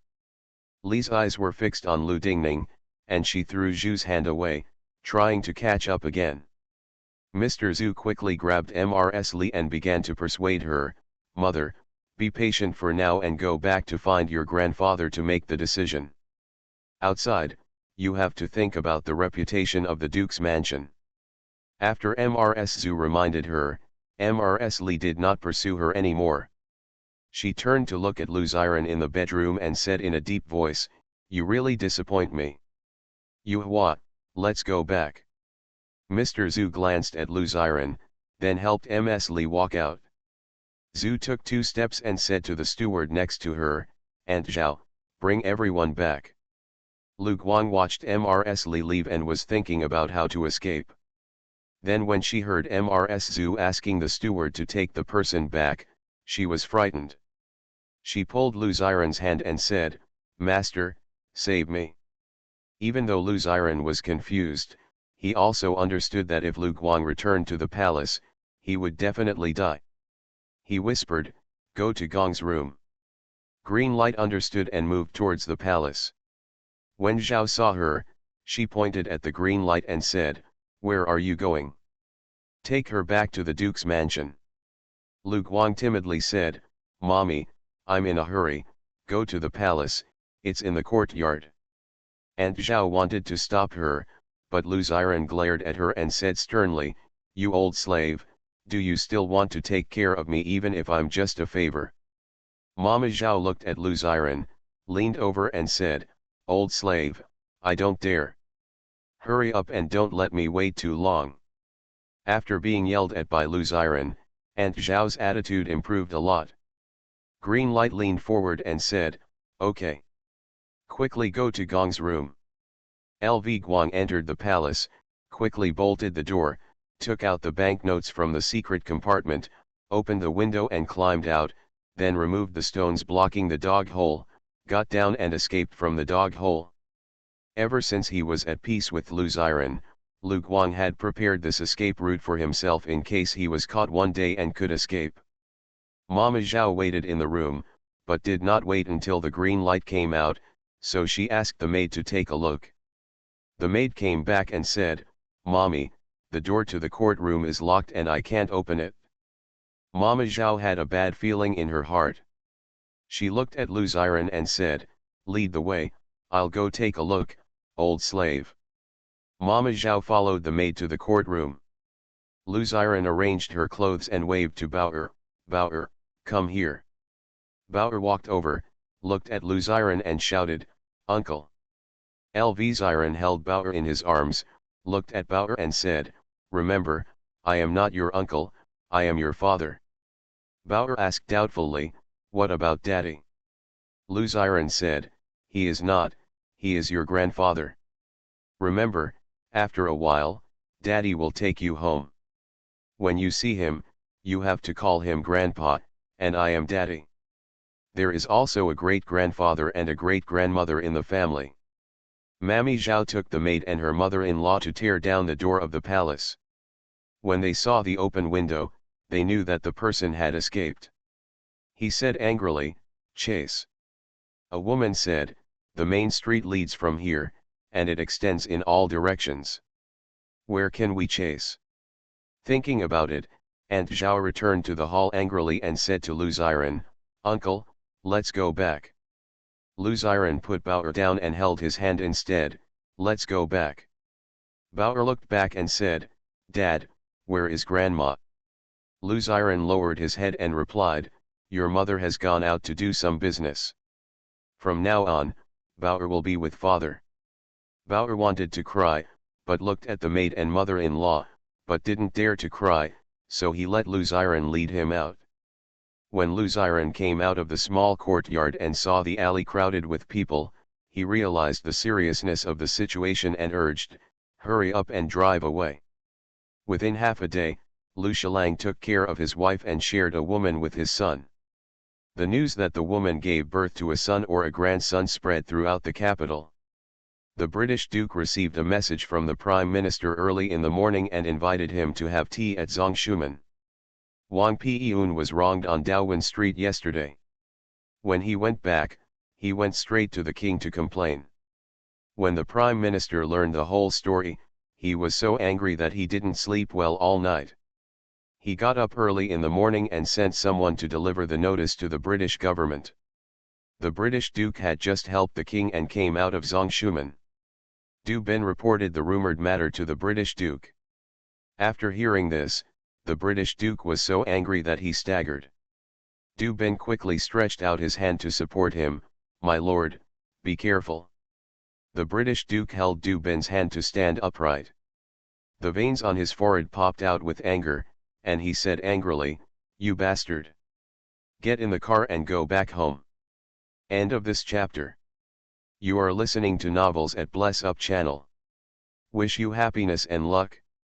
Please subscribe to receive new novels. How do you feel about this novel? Please like and leave a comment.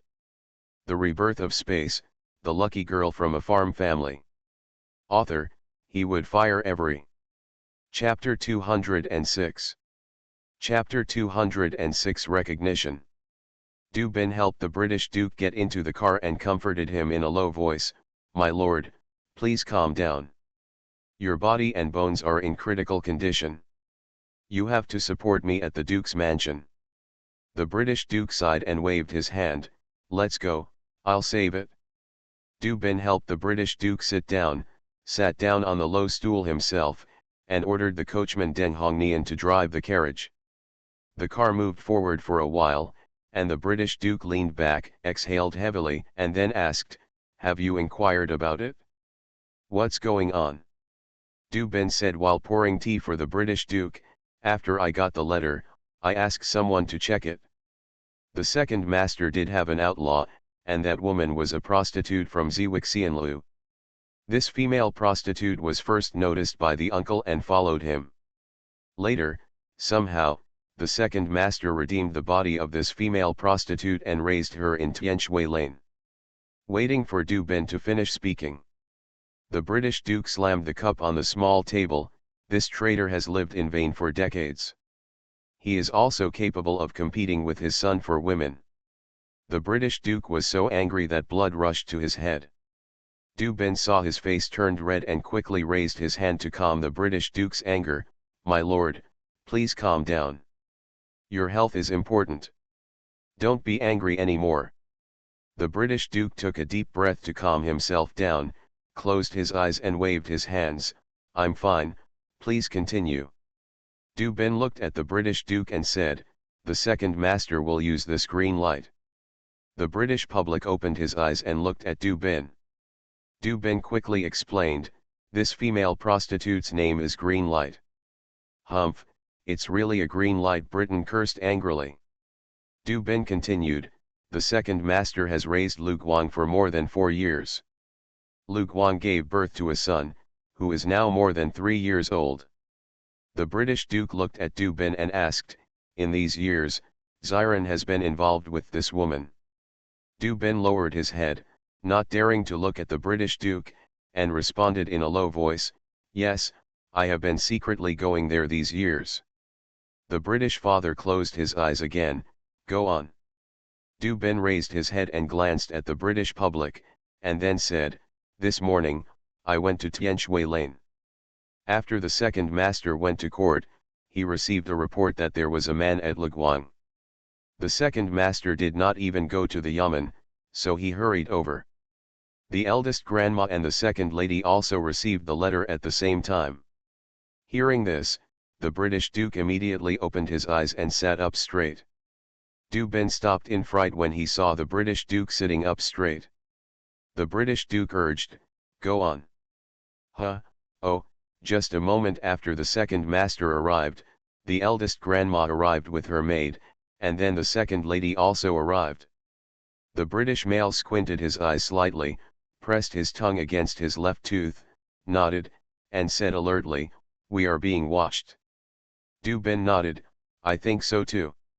It is said that the courtyard in Tianshui Lane was crowded with people watching the excitement.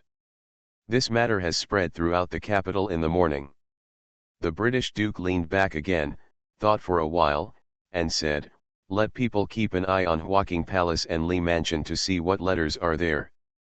Du Bin asked, what do you mean, the Duke of the country, is this matter directed at the prince? The British Duke nodded, at first glance, someone is causing trouble in this matter.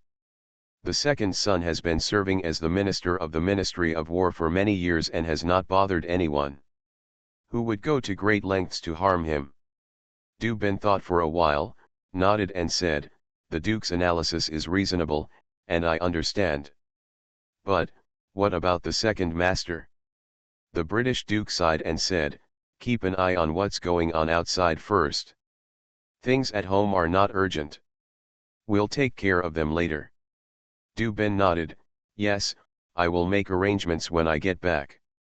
The British Duke thought for a while and then ordered, go back and mobilize the people in Fengwu.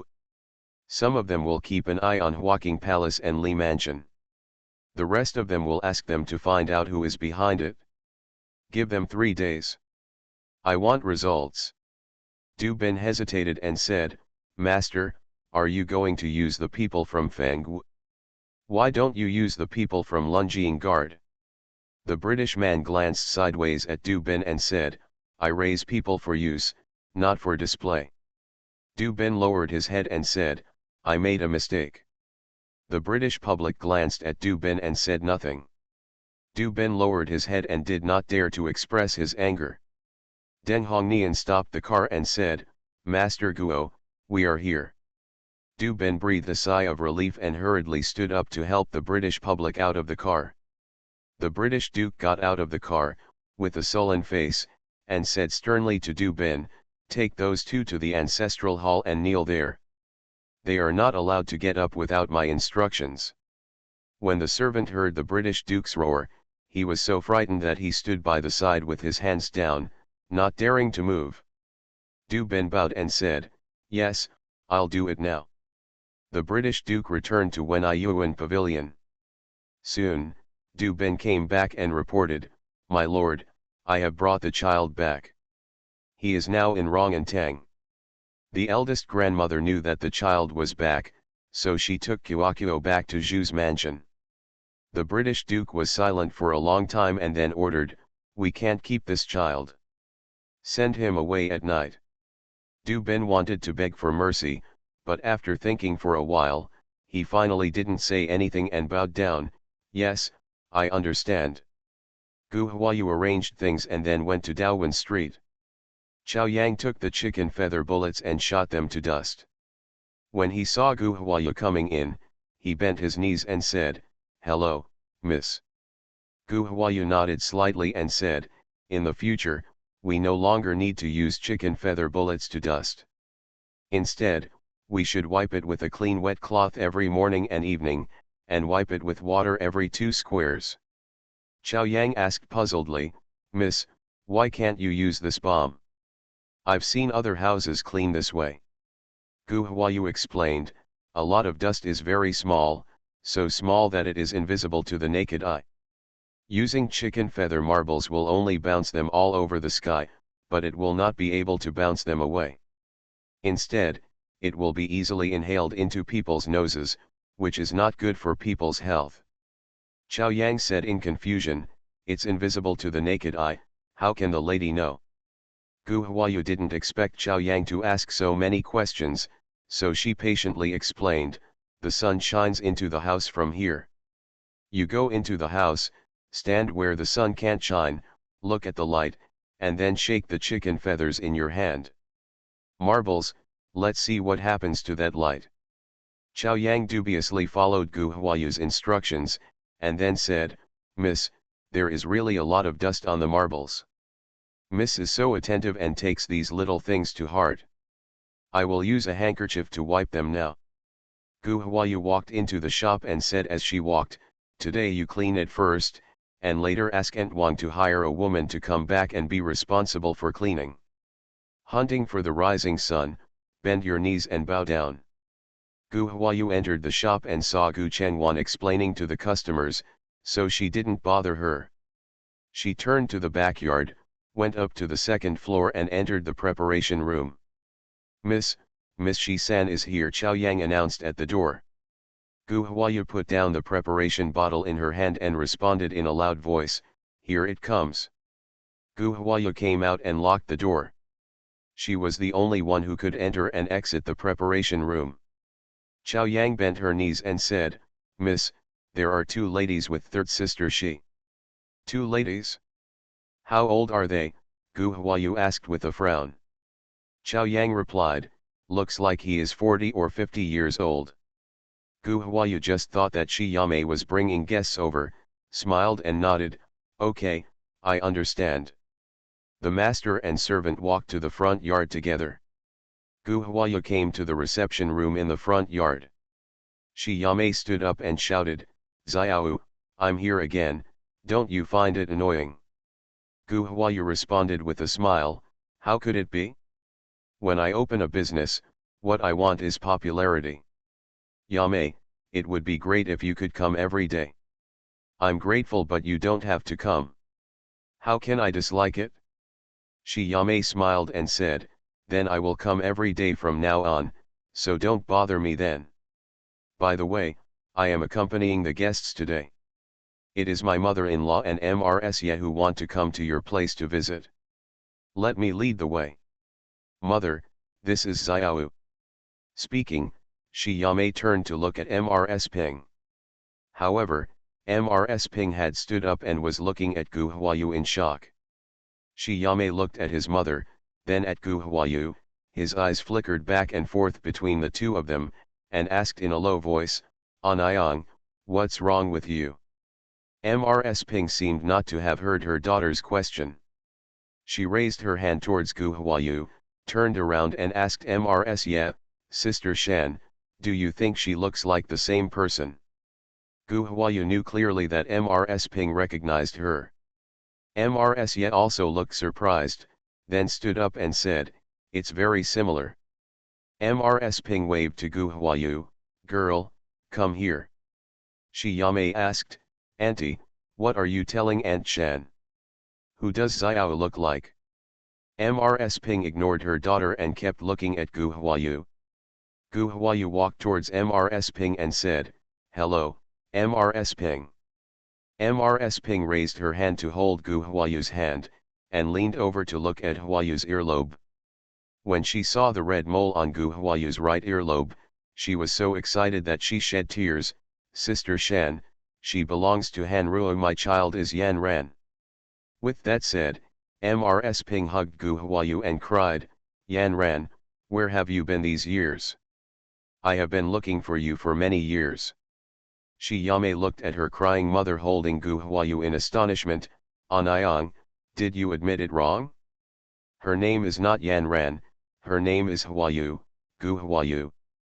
MRS Ping let go of Gu Huayu, looked at Gu Huayu and said, it's true, she looks very much like her father, and she smiles like Han Ruo. When she was 3 dynasties, I went to add a pot to her and hugged her with my own hands. There is a red mole on her right earlobe. Yan Ran, come with me and I will take you to meet someone. MRS Ping said, pulling Gu Huayu out regardless. Gu Huayu knew that MRS Ping was dragging her to Wanfu, so she didn't struggle and let her pull her out. Originally, she wanted to reveal her identity later, but thinking about her grandmother's life, it would be better to reveal her identity earlier. With her identity revealed, she can take care of her grandmother and the others openly. Shi Yamei and MRS Ye chased her out. Anayang, where are you taking Xiao? Yingzi, where are you going? MRS Ping turned back to MRS Ye and said, Sister Shan, I won't accompany you today. I will take Yan Ran to Wanfu to see my aunt. MRS Ye nodded and said, go ahead. I'll go back to the Duke Cheng's mansion first, and we'll get together another day. MRS Ye was shocked by the shocking news. She needed to digest it and go back to talk to her mother about it. Shi Yamei said goodbye to MRS Ye, Aunt Shan, I'll go with Anayang and the others first. MRS Ye waved her hand, go quickly. Shi Yamei turned to Mingzin and said, hurry up, Anayang and the others have already gone far. MRS Ping was afraid that Gu Huayu would get lost, so she kept holding her hand until she got into the car and let go of her hand. MRS Ping looked at Gu Huayu and said, Yan Ran, do you know your life experience? Gu Huayu nodded and said, I know something. I am not my father and mother's biological child. When my mother passed away, she entrusted me to a young couple who came to Beijing to take the exam and asked them to take me out of the capital. My father and mother will take me away from the capital. I brought me back to my hometown and they raised me and taught me a lot. MRS Ping said, your father and mother are good people. They can raise you and teach you so well. They are the benefactors of the Hua and Ping families. Have your father and mother also come to the capital? Gu Huayu nodded, here we come. Auntie, is grandma okay? MRS Ping shook her head, suddenly speechless. She realized that she was too impulsive and should not have taken the person over in a hurry. At the very least, someone should be sent to Wanfu to report this, so that Auntie and the others can get back in order. Gu Huayu saw the troubled look on MRS Ping's face and thought she didn't want to say more, so she stopped asking. The carriage fell silent, and Gu Huayu felt a little embarrassed again, so she asked without words, compared with my aunt and my mother, who is older? MRS Ping smiled and replied, I am older, your mother is my little cousin. Your grandmother is my sister-in-law. With that said, MRS Ping opened the curtains and looked outside, then lowered the curtains and said, we're almost there. I'll tell you about our family's affairs later. Gu Huayu nodded, okay.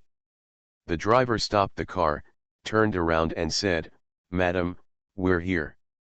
MRS Ping said to Gu Hua, we're here, let's go down. Gu Huayu nodded, got up and got out of the car first, then turned around and reached out to help Madam get out of the car. MRS Ping smiled and handed her hand to Gu Huayu. Gu Huayu saw the car parked in the alley. The alley was so narrow that 2 cars couldn't pass each other. MRS Ping pointed to the small door on the side and said, this is the side door of Wanfu. Come on, let's go in from here. MRS Ping took Gu Huayu's hand, opened the small door and walked inside. Gu Huayu followed into the courtyard, and MRS Ping shouted, Auntie, Yingzi is here to see you. As soon as MRS Ping finished speaking, the door curtain was lifted, and a woman in her 50s walked out of the house. She came out with a smile and greeted, Yingzi is here, come in quickly. Gu Huayu knew that this was her aunt, MRS Wang, and smiled while waiting for MRS Ping to introduce her. MRS Wang also saw Gu Huayu, and the smile on her face froze. She stared at Gu Huayu and asked, Yingzi, who is this girl? She is so beautiful. Mrs. Ping smiled and said, Sister-in-law, would you like to take a look at her and see who she looks like? Wang raised her hand, walked to Gu Huayu in 2 hurried steps, turned her head to look at Gu Huayu's right ear, and excitedly said to Mrs. Ping, is it Yan Ran? Yingzi, it's Yan Ran, right? Mrs. Ping nodded, yes, it's Yan Ran. Mrs. Wang grabbed Hua Yan Ran's hand and walked into the house. As she walked, she said, Auntie, Xiru's child has been found.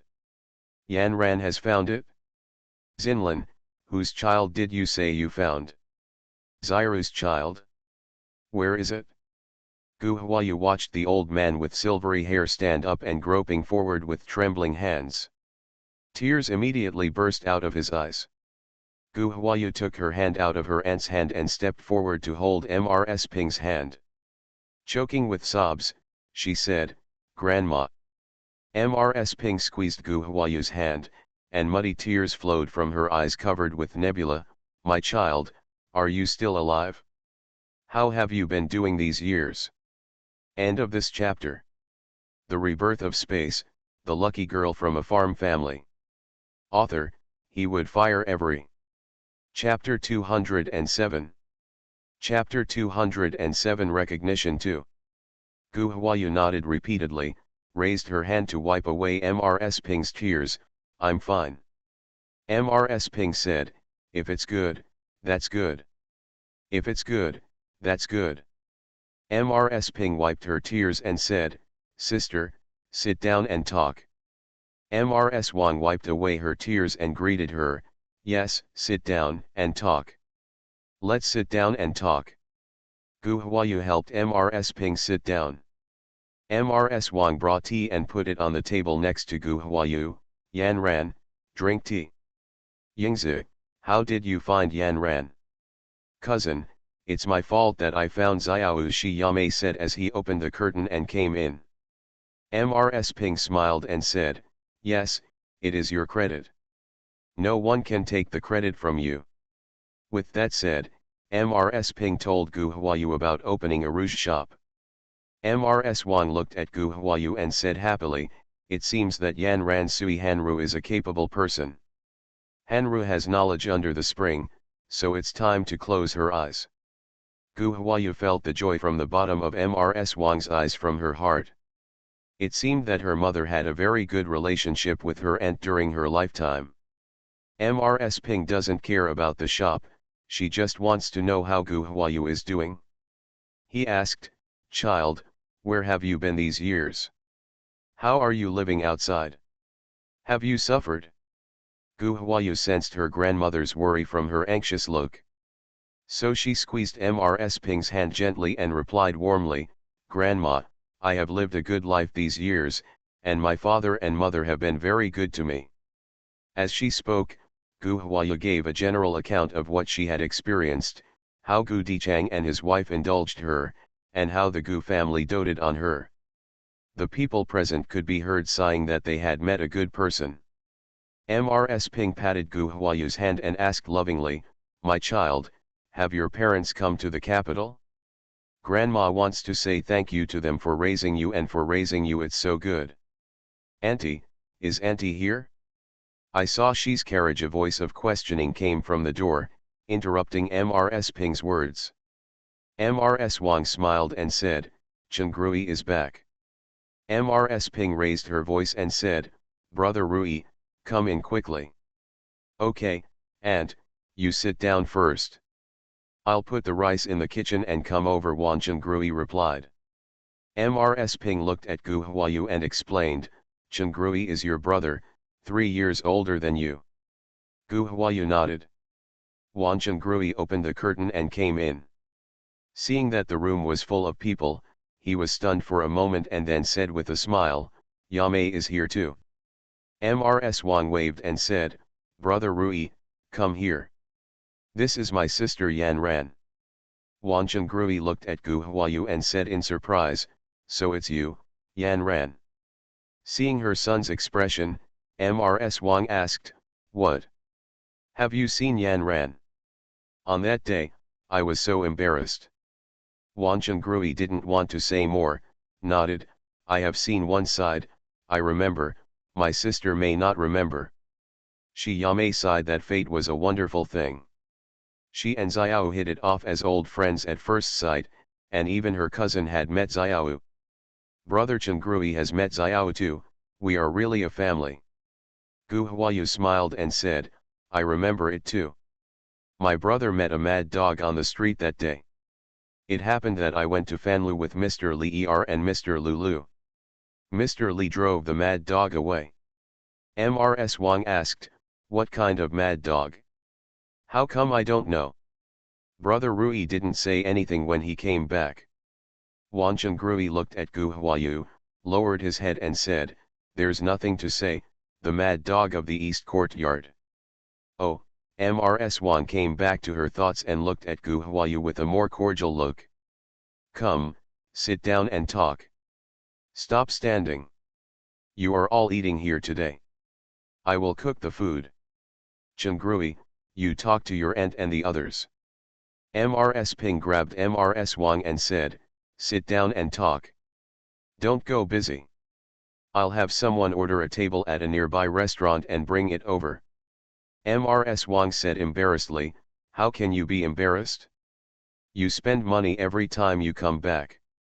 Mrs. Ping held Mrs. Wang's hand and refused to let her leave. "As a family, you are out of sight when you say this. Yan Ran has just come back.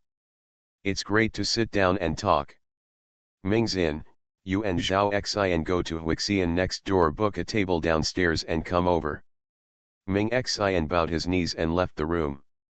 Mrs. Ping asked about the situation of Gu Dichang and Wan again, and Gu Huayu replied, "For my brother's scientific examination, my father and mother also came to the capital, and now the family lives in Wutong Lane.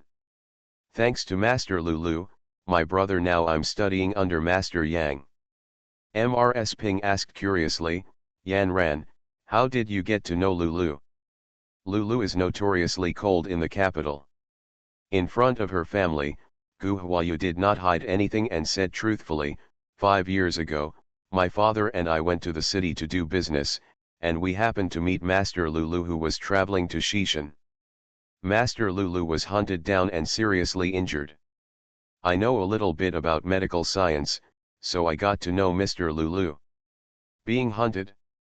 Who dares to attack Master Lulu?" "Master Lulu is among the young masters in the capital, but this one," Wan Chungrui said while giving a thumbs up. "Oh? Mr. Lulu's reputation in the capital is so high," Gu Huayu became interested. Wan Chungrui said with admiration, "Of course, Mr. Lulu is not only graceful, but also a humble gentleman. Right? Yame?"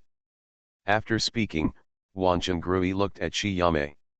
Shi Yame looked at Gu Huayu and said with a guilty conscience, "It's okay, he does have a high reputation among the young masters in the capital. He has always been very popular, so why is he being hunted down?" Speaking, Shi Yame quickly brought the topic back. "Mrs. Ping is in the whirlpool of power and is well aware of the twists and turns." She sighed and said, "There are many people who want something bad for Lulu. His life in the British government is no better than yours in the government. Furthermore, Lulu was deeply liked by the emperor and would be an eyesore to many people, and there were many people who wanted to harm him." After hearing this, Wan Chungrui sighed and said, "That's right." Shi Yame looked at Gu Huayu with admiration and asked, "Xiao, do you know anything about medicine? How come you know so much? You make me feel like a mystery, with an unfathomable feeling." Gu Huayu didn't want to hide her clumsiness in front of her family, and was afraid that telling her everything would scare them, so she smiled and said, "My father gave me many and complicated books to read. I had nothing to do all day long, so I just did what the books said, so I didn't learn much. Something is missing.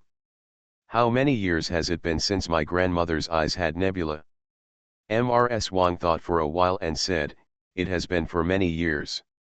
It was just a thin layer at first, and it has been invisible for the past 2 years. Gu Huayu raised her hand and rolled old Madam Ping's eyes, checking them carefully. Mrs. Ping looked at Gu Huayu and asked, Yan Ran, you know a lot about medicine, can my aunt's eyes be cured? Gu Huayu nodded, it should be okay, I have to go back and prepare. Mrs. Wang looked at Gu Huayu in disbelief, Yan Ran, can grandma's eyes really be cured? Gu Huayu said firmly, okay. However, we just need to know this ourselves. Don't go out and say it. I don't want others to know that I understand medicine for the time being. Mrs. Ping noticed something and asked, Yan Ran, do you have any plans? Gu Huayu thought about it for a while and then said, my father and mother died mysteriously back then. I want to find out what happened back then and give my father and mother an explanation. Mrs. Gu was so excited that she nodded repeatedly, good child, they died in mysterious circumstances. Every time I think about it, my heart aches to death. Please investigate carefully, find out what happened back then, and give your parents an explanation so that they can rest in peace. Gu Huayu comforted the excited old man, Grandma, don't worry, I will do it. Mingzin opened the curtain and came in, Madam, the banquet has arrived. Mrs. Wang and Wanchen Grui stood up to set the table and put the dishes on them one by one. Gu Huayu helped old Madam Ping serve the table, stood up and took a handkerchief to clean old Madam Ping's hands, then sat down next to her and served old Madam Ping to eat. Mrs. Wang kept saying, Yan Ran, you eat, and I'll come. Gu Huayu smiled and said, Auntie, I'm here today and you have dinner. Mrs. Wang wanted to say something else, but Mrs. Ping took Wang's hand and said, listen to Yan Ran, let her come, and you can have a good meal. Mrs. Wang then sat down to eat. Gu Huayu took care of Mrs. Ping's meal, helped her sit down on the chair, and then sat down to take a few bites of rice. After dinner, everyone gathered around to drink tea. Mrs. Ping asked, Sister, do you want the East Courtyard to know about Yan Ran's return? Mrs. Ping shook her head, no need.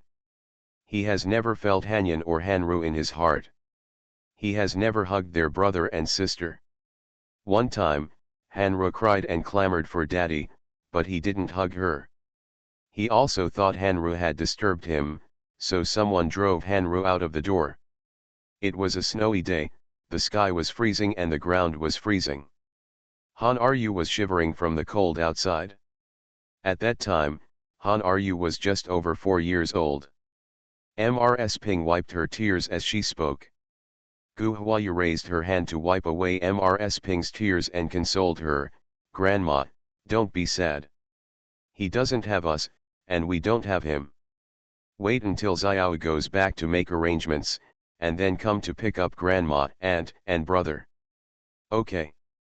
Mrs. Ping suddenly thought of something and said, Yan Ran, your father was a close minister of the emperor during his lifetime. Now that you are back, the emperor knows about it and may summon him. You must be prepared. Gu Huayu nodded, thank you, Auntie, I know what I'm doing. Mrs. Ping couldn't bear to be separated from Gu Huayu.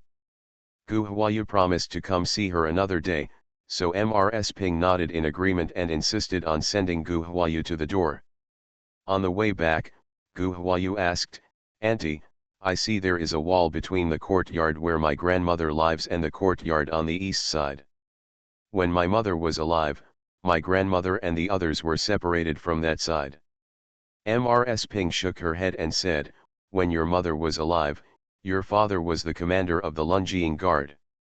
How dare you in the east treat your aunt like this? At that time, Mrs. Shen treated my aunt with a low eyebrow and a submissive attitude. That wall was erected in the 3rd year after your mother-in-law died. The reason was that some boys from the east falsely accused Chang Rui of stealing things, and my aunt became so angry that she had a big quarrel with Mr. Shen. Shen went to the old man Wan to complain, and the old man Wan beat his aunt for Shen's sake. Auntie asked the elders of the Wan family to comment. The elders came up with the idea for Auntie to take her sister-in-law, Chungrui, to live in the West, and they could live their own lives. Gu Huayu asked, in this case, why don't Grandma get along with her? Move out of Wanfu. Mrs. Ping sighed and said, if my aunt and I are divorced, we can move out of Wanfu. But what about my sister-in-law? She is a widow and she still takes Chungrui with her. How can she move out of Wanfu? In Wanfu now, several courtyards were expanded during your uncle's lifetime.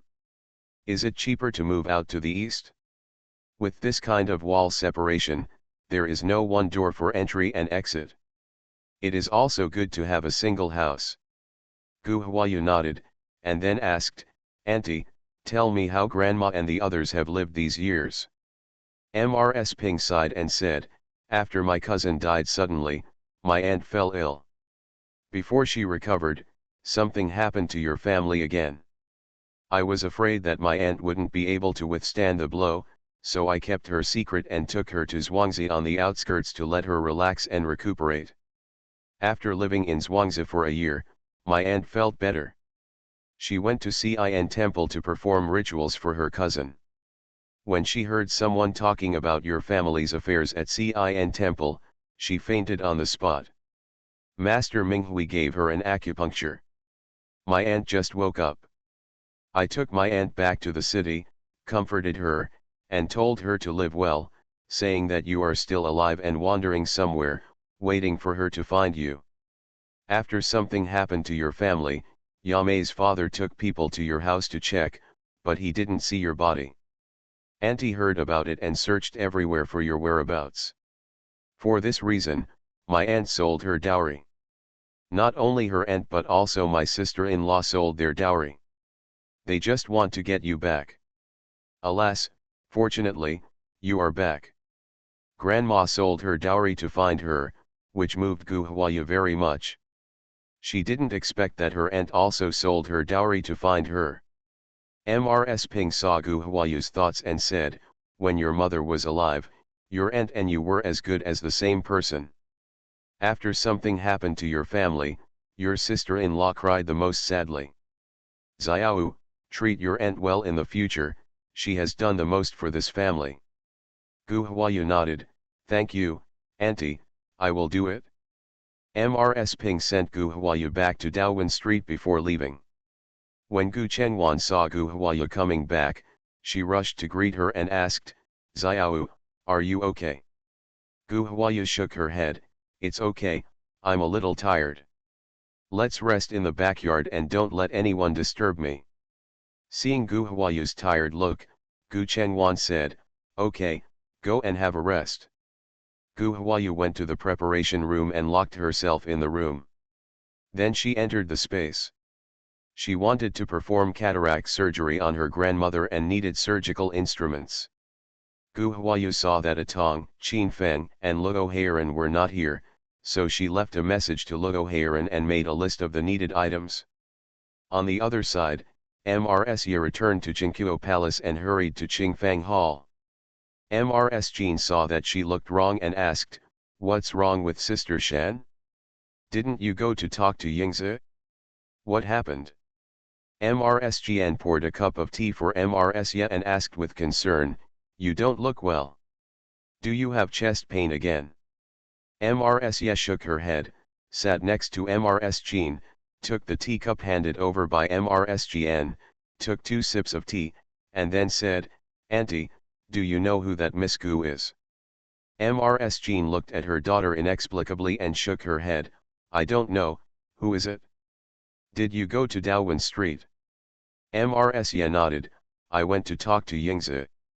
Yingzi and her 3 girls were preparing to go to Huayu Pavilion on Daowen Street, so I went with them. As a result, Yingzi recognized at a glance that Miss Gu was Hanru's daughter. Mrs. Jian asked, which Hanru? Mrs. Jean sat up straight and asked, Hanru? Wan Hanru? From the Hualing family. Mrs. Ye nodded repeatedly, my mother has a good memory, she is the one. The child looks very much like Hualing, and his smile is very similar to Han Ru. Yingzi took the child to Wanfu to see Mrs. Ping. End of this chapter. The Rebirth of Space, the lucky girl from a farm family. Author, he would fire every. Chapter 208. Chapter 208 Making it Public. Mrs. Jean said Amitabh several times, the child has finally been found. In order to find the child, the old sister scattered all her belongings, and her daughter-in-law's inland sold all her dowry. Just to find this child. Mrs. nodded, who says otherwise? Anayang, do you think Zikan knew it earlier? What does Anayang say I know? Lu Zikan came back to look for Yeminghao and went to Qingfang Hall to say hello to Mrs. Jean. Mrs. Jean waved to Lu Zikan and asked, Zikan, come and sit down. Grandma asked you, did you know that Miss Gu was a girl from the Hua family? Lu Zikan was stunned and asked, how did Grandma know? Mrs. Jean saw Lu Zikan's reaction and knew that he had known it for a long time. Mrs. told Mrs. Ping about her recognition of Gu Huayu. After hearing this, Lu Zikan got up and walked out, Grandma, Mother, Aunt, I have to go to the palace. Mrs. quickly stood up, chased after her and asked, okay, what are you doing in the palace? Mrs. Jean raised her hand and said, Sister Shan, don't stop Zikan, let him go. Mrs. looked at Mrs. Jean, and Mrs. Jean continued, Hualing was a person close to the emperor during his lifetime. The emperor must know about this matter. There is a dragon shadow guard behind the Hua family. There are many things going on here. Mrs. suddenly understood and said, I have forgotten this.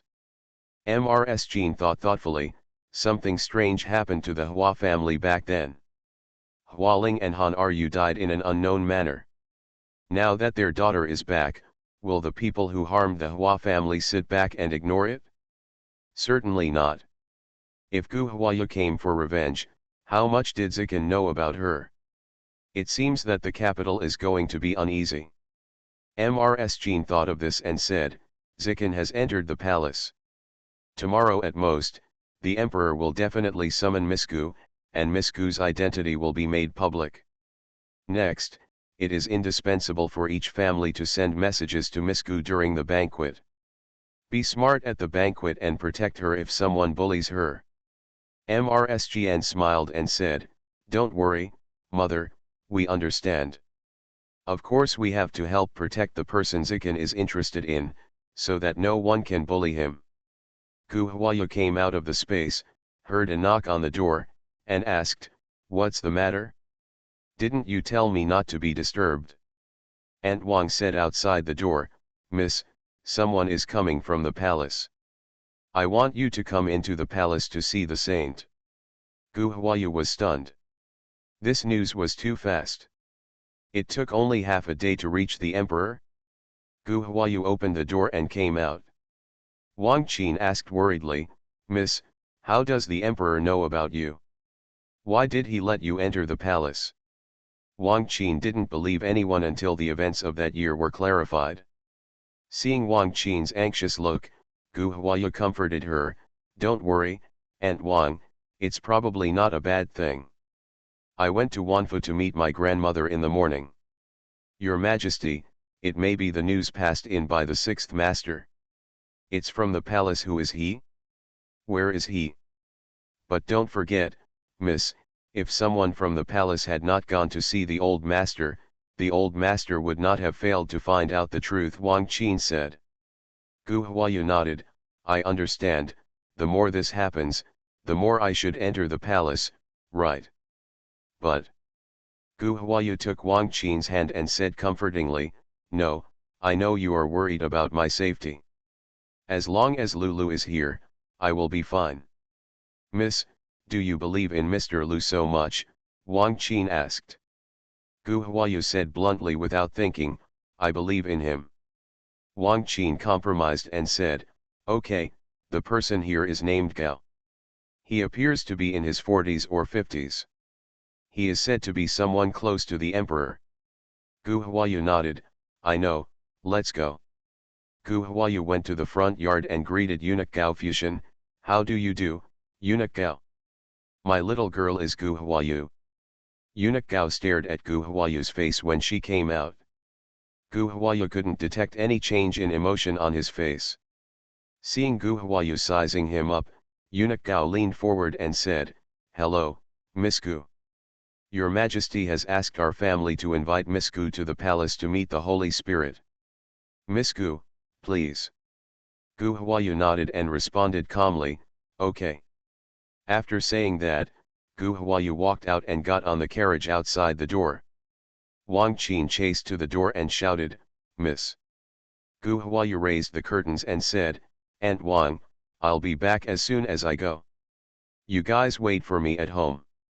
The carriage drove to the entrance of the Hall of Supreme Harmony.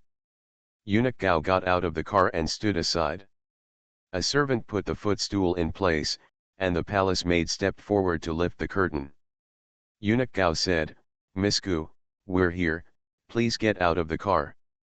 Gu Huayu stepped out of the car and followed Eunuch Gao into the palace.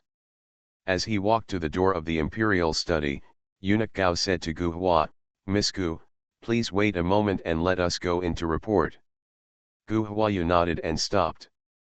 After a while, Eunuch Gao came out and called, "Miss Gu, please come in." Gu Huayu entered the imperial study and saw Lu Ziqin sitting on the side. He nodded slightly towards her and relaxed his tense heart. Gu Huayu knelt down to the emperor who was sitting on the dragon table. The emperor sat upright and said, "You are Gu Huayu, raise your head." Gu Huayu raised her head as instructed. After seeing Gu Huayu, the emperor turned to look at Eunuch Gao and said with a smile, "This girl looks like Hualing." Eunuch Gao leaned forward and said, "Yes, if he puts on men's clothes, he will look exactly like Commander Hua back then." The emperor raised his hand towards Gu Huayu and said, "Sit down on your back." Gu Huayu bowed to thank him, stood up and sat opposite Lu Ziqin. The emperor asked Gu Huayu about her life in recent years, and Gu Huayu gave a concise answer. After hearing this, the emperor said, "Hua Iking has done a great job in protecting me and has done a lot for me. I will always remember it. Now that you are back, I will make you the princess, okay? Is there anything you want?" Gu Huayu knelt down to thank her, and then asked, "Can women of the people mention it as they please?" The emperor smiled and said, "Of course." Gu Huayu said, "The girl made 2 requests." The emperor nodded, "Okay, you say." Gu Huayu said, "The daughter of the people wants the land deed of the old house in Huafu. Secondly, the daughter of the people wants to ask the emperor to issue an order to reconcile her grandfather Wan Yunshu and her grandmother, Mrs. Ping, and to allow the daughter of the people to marry her grandmother, Mrs. Ping, and her aunt Wang. Madam and her cousin Wan Chang are invited to live together. No one from the Wan family can interfere." The emperor was a little surprised and asked, "Are these 2 requirements?" Gu Huayu nodded, back to the emperor, "These are the 2 requirements." The emperor said, "I thought you would let me give you an explanation. After all, you were the biggest victim of what happened back then." Gu Huayu said bluntly, "Thank you, Your Majesty, the women of the people will investigate what happened back then. The women of the people will take revenge on their parents." The emperor frowned slightly and said, "The dragon shadow guard is now in Huaruiming's hands." Gu Huayu said calmly, back to the emperor, "The civilian daughter will not touch the long shadow guard, nor is she willing to touch the long shadow guard." The emperor asked, "Why?" "Lan Jingwei has been the painstaking effort of the Hua family for generations." Gu Huayu shook her head and said, "No reason. 15 years have passed, and it's no longer the same generation." The emperor smiled and said, "You girl, you have a clear life." "Okay, I'm sure." Gu Huayu fell to the ground to thank her. After Gu Huayu straightened up, the emperor asked, "Why don't you ask your adoptive father's family for a reward?" Gu Huayu replied, "The Gu family is kind to the daughters of the people, and the women of the people have the ability to take good care of them and repay their kindness in raising them. The emperor nodded happily and said, "Okay, you are ambitious. Hua I King named you Yan Ran, and I will make you Princess Yan Ran. From now on, you will enjoy the salary of the princess." Gu Huayu thanked him again. The emperor said warmly, "Go back and prepare to receive the decree first. The decree will arrive soon." Gu Huayu said goodbye. Lu Zikan saw Gu Huayu saying goodbye and wanted to say goodbye too. The emperor raised his hand and said, "Zi Qin will stay here for a while." Lv Zikan had no choice but to sit down. Gu Huayu came out of the palace and saw Huida waiting at the door with a carriage, so she walked over and got in the carriage. Huida waited for Gu Huayu to sit firmly and drove away in the car. After driving for a while, he asked, "Miss, are you okay?" Gu Huayu said, "It's okay, just confirm my identity and then give me a reward. Let's go back to Wuotong Lane. The imperial edict will arrive soon, so we are ready to receive it." Huida breathed a sigh of relief. "Suddenly I heard that the young lady has entered the palace, so I rushed over immediately. Suer and others are waiting in Wuotong Lane." Gu Huayu said, "I didn't want to disclose my identity so early, and I didn't expect that Mrs. Ping would go to Huayu Pavilion today. But it's okay, this way I can take care of my grandmother and the others openly. I met my grandmother today and found out that my grandmother and aunt had sold all their dowries in order to find me. Life is hard." Huada said guiltily, "It's all my fault. If I had been more careful, the old lady and the others would have suffered less." Gu Huayu comforted and said, "Don't blame yourself. At that time, you also had too much to take care of. I begged the emperor to let my grandmother and the others live with me. Uncle Hua, please make arrangements. After receiving the order later, we will go to Wanfu, bring grandma and the others over." Huada raised his voice and responded, "Okay, I'll make arrangements when I get back next time." Gu Huayu returned to Wuotong Lane and asked Shi Niang to have someone clean up the room in the backyard. Shi Niang was surprised and said, "Okay, why do you need to clean up the house? Someone is coming to the house." Gu Huayu nodded, "Yes." Before Gu Huayu finished speaking, King Yu came over and said, "Miss, the imperial edict has arrived." A flash of panic flashed in Shi Niang's eyes, and she immediately ordered, "Set up the incense case and open the door. Get ready to receive the order." Shi Niang prayed while making arrangements, hoping that the person who came to announce the decree was not that person. Gu Huayu led everyone in Wuotong Lane to the door and knelt down to receive the order. Eunuch Gao came in person to announce the decree. "By God's blessing," Emperor Zhao said, "Gu Huayu is the daughter of Hualing, the former leader of the Dragon Shadow Guards. Hualing served well in protecting the country and was named the general protecting the country. His daughter Hua Yanran was named Princess Yanran and was given a mansion. 1,000 taels of gold, 10,000 taels of silver, a box of eastern beads, 8 pieces of jade, and 8 pieces each of yun brocade and shu brocade." Gu Huayu thanked him and stepped forward to receive the imperial edict. Eunuch Gao said, "Princess, the emperor has ordered people to rebuild the Hua family's old residence into the princess's mansion." Gu Huayu thanked him again. Seeing that Shi Niang was not there, Huada stepped forward and stuffed 2 silver notes into Eunuch Gao's hand. "Just a little thought, please invite your father-in-law to have a cup of tea." Eunuch Gao looked at Huada, bowed and said, "Thank you, our family will go ahead and go to Wanfu." Huada sent Eunuch Gao into the car, turned around and walked into the courtyard. Gu Huayu delivered the imperial edict to the incense hall, turned around and came out to see Huada, and asked, "Eunuch Gao is gone?" Huada nodded, "Yes, I'm going to Wanfu." Gu Huayu said, "Then let's go there too. Just take 3 passenger cars and just pick up the people." "Where is Shi Niang?" Shi Niang responded from behind, "Miss, I'm here." Gu Huayu ordered, inform the people in the embroidery room to come over, and we will make tailor-made clothes for my grandmother and them later. Shi Niang responded and said, I'll write it down. Huada asked, Shi Niang wasn't here just now. Where did she go? Shi Niang was startled, and then said, I was in a hurry just now, so I went to the palace. Huada said oh and said no more. Gu Huayu said to Huada, Uncle Hua, let's go.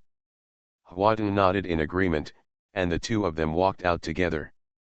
Wanfu, the concierge, received the letter and hurried into the house to report. He hurriedly bumped into Wan Changfen, who was going out. Wan Changfen raised his leg and kicked towards the concierge. What are you doing in such a hurry? You don't have any eyesight. You're looking for death. The concierge apologized for being so busy. Third Master, I'm sorry, I'm in a hurry. The imperial edict has arrived, and I'm anxious to report it to the old lady, the concierge said incoherently. Wan Changfen asked in disbelief, what did you say? Imperial decree. The porter responded as he ran in, yes, the person standing in front has arrived, and the imperial edict will arrive soon. I will go and report to the old man. Seeing the concierge going out to the study, Wan Changfen hurriedly shouted, Grandpa is not in the front yard, but in Fuan Hall in the backyard. Forget it, you can't enter the backyard either, so I'll go.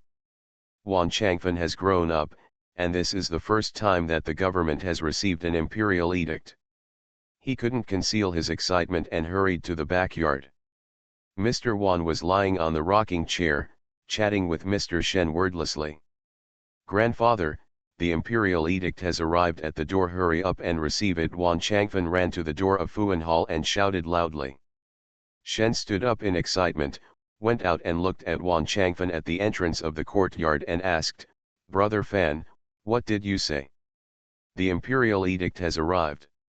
Wan Changfen nodded and replied, Grandma, you heard me right. The imperial edict has arrived. Please tell my grandfather to go and receive it. Mr. Wan walked to the door and asked doubtfully, who in our family did what? Okay, why is there an imperial edict coming to our house? Shen urged, don't think too much, hurry up and ask people to change their clothes, prepare the incense case, open the door, and prepare to receive the order. Old Master Wan went into the house to change his clothes while giving instructions. The maid dressed him better and took Shen and the others to the gate. Seeing that eunuch Gao had arrived, Mr. Wan had a low official position when he was in office. He didn't know that eunuch Gao was in front of the emperor, so he only politely came forward to greet him. Eunuch Gao bowed and returned the courtesy and asked, where is Mrs. Ping? Please ask Mrs. Ping to come and receive the order. Shen Shi thought that one of his descendants had received the award, but he didn't expect that it was Ping's imperial edict, and he felt a little unhappy. Mrs. Wan hurriedly said, what? Ping's eyesight is serious and she can't see the road clearly, so she didn't notify her.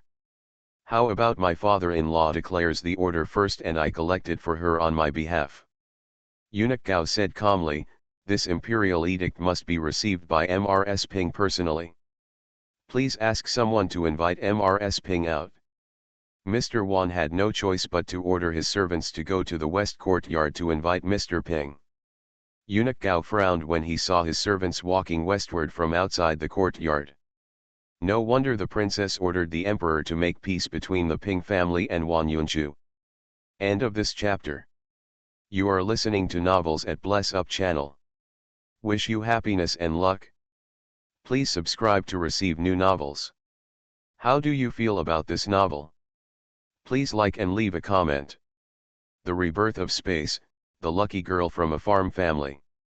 Author, he would fire every. Chapter 209. Chapter 209 Greedy. A quarter of an hour later, Wang and Wanchen Grui helped Mrs. Ping over. Seeing everyone waiting, Wanchen Grui said apologetically, sorry, we are late. When Mr. Shen saw Mr. Ping, his resentment and unwillingness grew like crazy. He said unhappily, we've arrived, Father-in-law, please announce the decree. Eunuch Gao glanced at Shen and calmly took out the imperial edict. Everyone knelt down one after another, and Eunuch Gao preached loudly, Wan Yunchu, Ping Fenjai Yuan, has accepted the decree and is destined to be carried by heaven. The emperor called, Wan Yunchu of Wanfu and Ping Fenjai Yuan of the Ping family have been separated for many years. The husband and wife have been separated for a long time. Immediately get up, Wan Yunchu and Ping Fen Yuan are in harmony. Everyone in the family is confused. You look at me, and I look at you. The first imperial edict issued by the emperor to Wanfu turned out to be for the old man and Mrs. Ping to reconcile. Since when did the emperor, who is always busy with everything, start to take care of the discord and separation of other couples? Among the people, only Shen was surprised. Shen never dreamed that she would still see Ping and the old man reconcile in her lifetime. She finally came through and became her cousin's official wife. Shen was in a good mood and asked in a somewhat urgent voice, Eunuch Gao, since Ping and our old man have reconciled, should we move out of Wanfu? Mrs. Ping is like a grain of sand in Shen's eyes. Looking at and thinking about her makes her eyes hurt, her head hurts, and her heart aches even more. Before Eunuch Gao could reply, Wang took over and said, although I have reconciled with my father, my daughter-in-law is still there, and brother Rui is still there. Brother Rui is a descendant of the Wan family, and it is only natural that he should live in Wanfu. Anyang is Rui Gear's grandmother, and it is Rui Gear's duty to honor her grandmother. Why should you let a Niang move out? Shen raised her chest and wanted to argue with Wang, but Mrs. Wan held her back. Yuju, there are outsiders here. If you have anything to do, we can talk about it later. Don't make a fuss here. After hearing what Mrs. Wan said, Mrs. Shen gave Wang a fierce look and stopped talking. Gu Huayu walked over from across the street and said to Gao Eunuch Fu Shen, Eunuch, there is another imperial edict, go ahead and announce it. Eunuch Gao leaned forward and said, Princess, wait a moment, the person to take over the order has not arrived yet. Wan Changquan stared at Gu Huayu closely. Is this woman the princess? No wonder he and Lu Zixun searched all over the capital but couldn't find any information about her. She is the princess, why are you here? By the way, when did the capital have an additional princess? A series of questions exploded in Wan Changquan's mind. Come, the servant came over quickly, followed by Wan Yunchen, the leader of the Wan clan. Wan Yunchen once held a position in the Hanlin Academy. He recognized Eunuch Gao at a glance and hurriedly bowed to greet him and said, Hello, Eunuch. Old Master Wan felt nervous when he saw his cousin treating Eunuch Gao with respect. He thought to himself, could it be that he was the one who announced the decree? Eunuch Gao bowed politely and returned the courtesy. Then he said, the following is the emperor's oral instruction to the chiefs of all clans. As soon as Wan Yunchen heard the emperor's oral instructions to him, he immediately knelt down to listen. Eunuch Gao said, Yan Ran is the child of Hua Iking and Mrs. Wan. She is the only bloodline of Hua Iking in the world. I personally designate her as Princess Yan Ran. Princess Yan Ran returned to Beijing for the first time. I asked Yan Ran's grandmother, Mrs. Ping, aunt, Mrs. Wang, and cousin Wan Chenggrui to move in with Yan Ran. This matter was reported to the Wan clan and the clan leader was expected to deal with it properly. After hearing this, Wan Yun kowtowed and thanked him, please rest assured, Your Majesty, I will arrange this matter properly. After Eunuch Gao finished explaining his affairs, he bowed to Gu Huayu and said, is the princess here to pick someone up? Are we on the same road, together? Gu Huayu understood what Eunuch Gao meant and said politely, okay, thank you, Eunuch Gao. Gu Huayu turned around and helped the old lady down, Grandma, let's go home. First, the emperor issued an order for the old man to reconcile with the Ping family, then a princess appeared, and then the clan leader gave instructions. The Shen family's initial joy was wiped out. Shen stared at Gu Huayu, who looked exactly like Hualing, and was so jealous that she was going crazy. Wasn't this girl dead long ago? Why are you still alive? She also became the princess, and the common towered over her again. Mr. Shen is so sad that she beats people up. Shen's eldest daughter-in-law, Yan, heard that the princess was Wan Hanru's child, and she thought that Xiaojiju, Hanru's daughter, was the granddaughter of the Wan family. The Wan family has a granddaughter of the princess, which is of great benefit to the Wan family. Seeing that Gu Huayu was about to leave with Ping, Yan pulled Shen and said softly, "Mother, are you going to let them leave like this?" Shen Shi turned around and looked at Yan Shi in confusion, and whispered, "You won't let them leave, but will you stay for dinner?"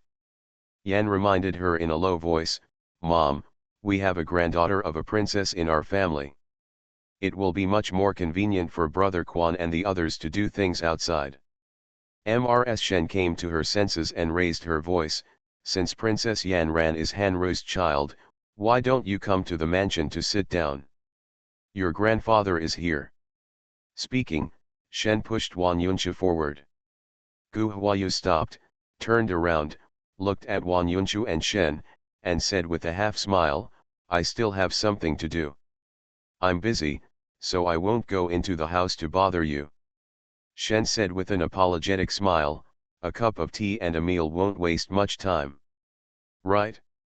The princess has not returned in these years, and your grandfather has been worried for many years." Gu Huayu said calmly, "When I came back, I heard that my grandmother and aunt had been looking for me for many years, but I never heard that my grandfather had been looking for me." Shen didn't expect Gu Huayu to speak so directly and not give her and Wan Yunshu any face, so she felt a little more resentful towards Gu Huayu. Still smiling apologetically on his face, he said, "What are you saying, princess? The princess is the granddaughter of the old man, and the princess is left outside. How can the old man not be worried?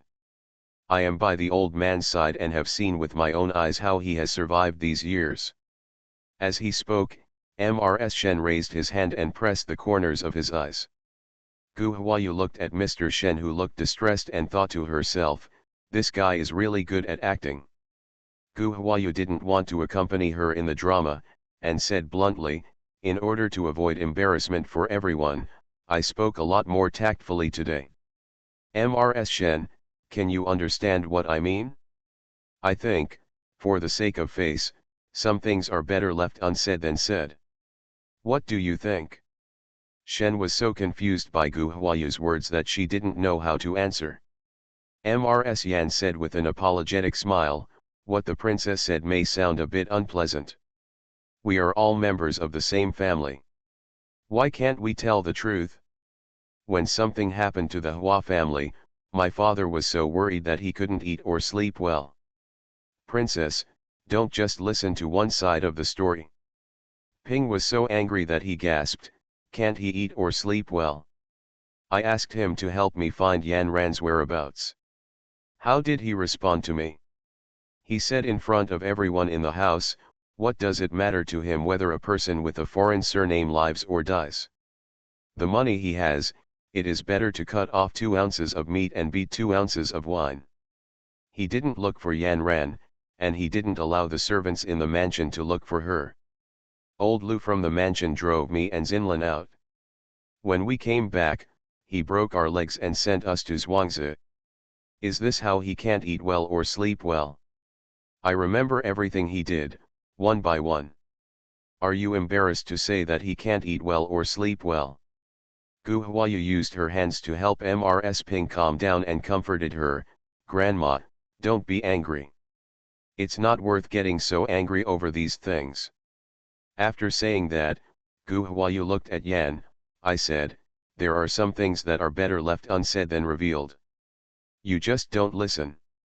What have you done that you don't know clearly? Grandma must be forced to tell the truth. It's okay now, everyone is embarrassed. From now on, no matter where we meet, we will treat each other as strangers. You don't know me and I don't know you. Let's be safe." This is the greatest respect between us, do you understand? Mrs. Shen blurted out, Princess, what do you mean? If Brother Rui and the others leave this house, they will no longer be part of this family. Are we going to sever ties with the Wan family from now on?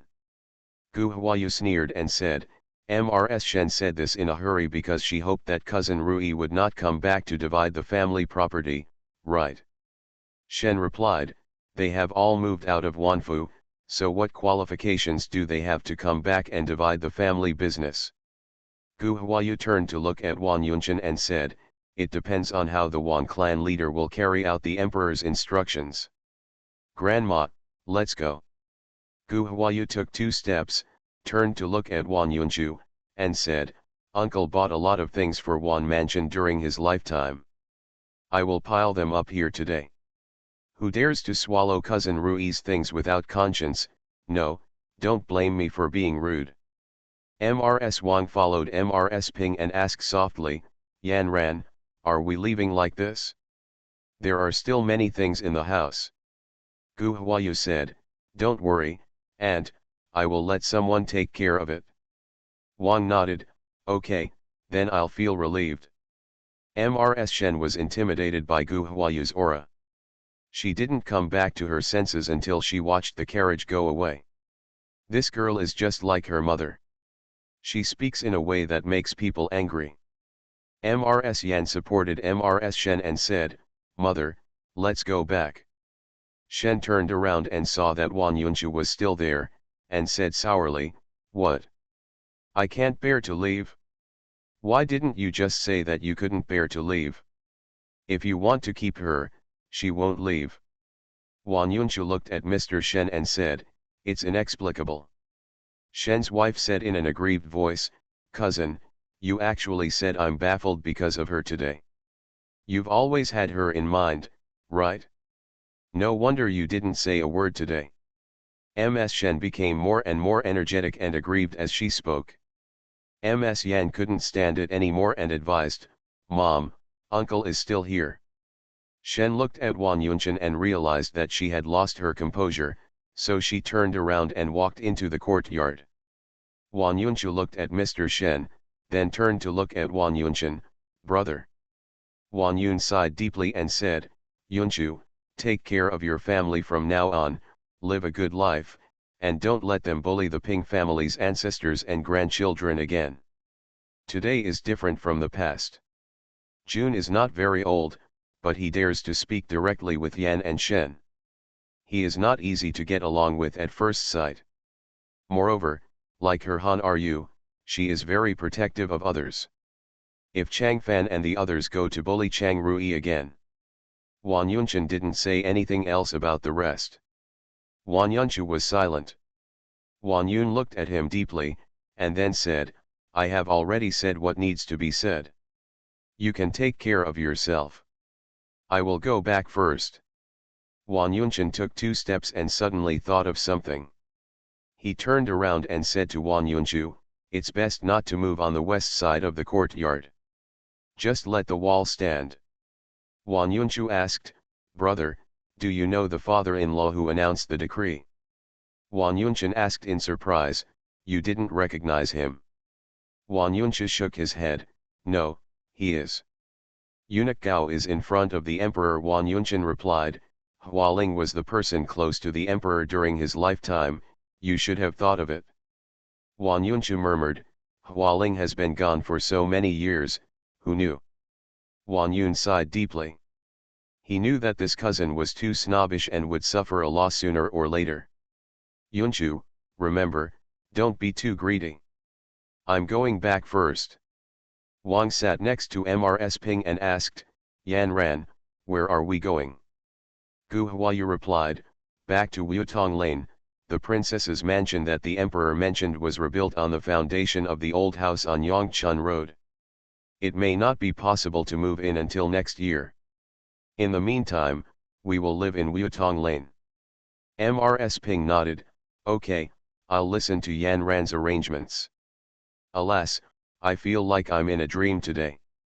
Miss, Eunuch Gao's car has stopped, as if he wants to say goodbye to you. Hua Dawai reminded. Gu Huayu jumped out of the car, walked to Eunuch Gao's car and said, "Thank you very much, eunuch-in-law, for today."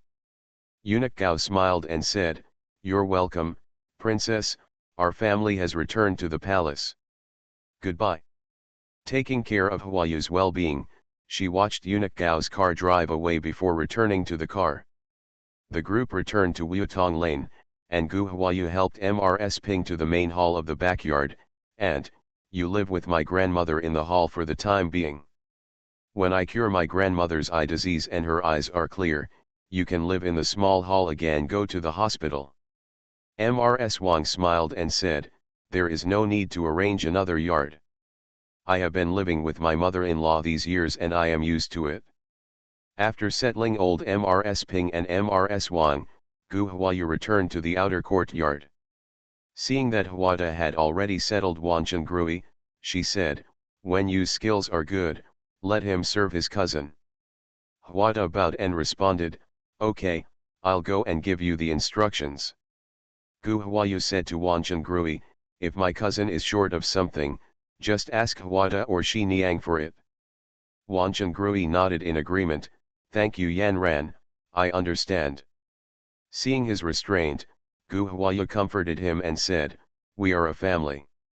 My cousin treats this place as his home, so don't feel uncomfortable." Wanchen Grui nodded and said, "Yes. Cousin, please take a break first. Dinner is ready. Someone will call you," Gu Huayu explained. Wanchen Grui nodded and said yes. Gu Huayu smiled, turned around and left the west wing. As soon as they walked to the corridor, Gu Chengwan, Gu Chengliang and Gu Chenggui came back together. Gu Chengwan stared at Gu Huayu closely. Gu Huayu smiled and asked, "Second sister, what's going on?" "They said that our family received the imperial edict and said that you were the Princess Xiao. How did you become the princess?"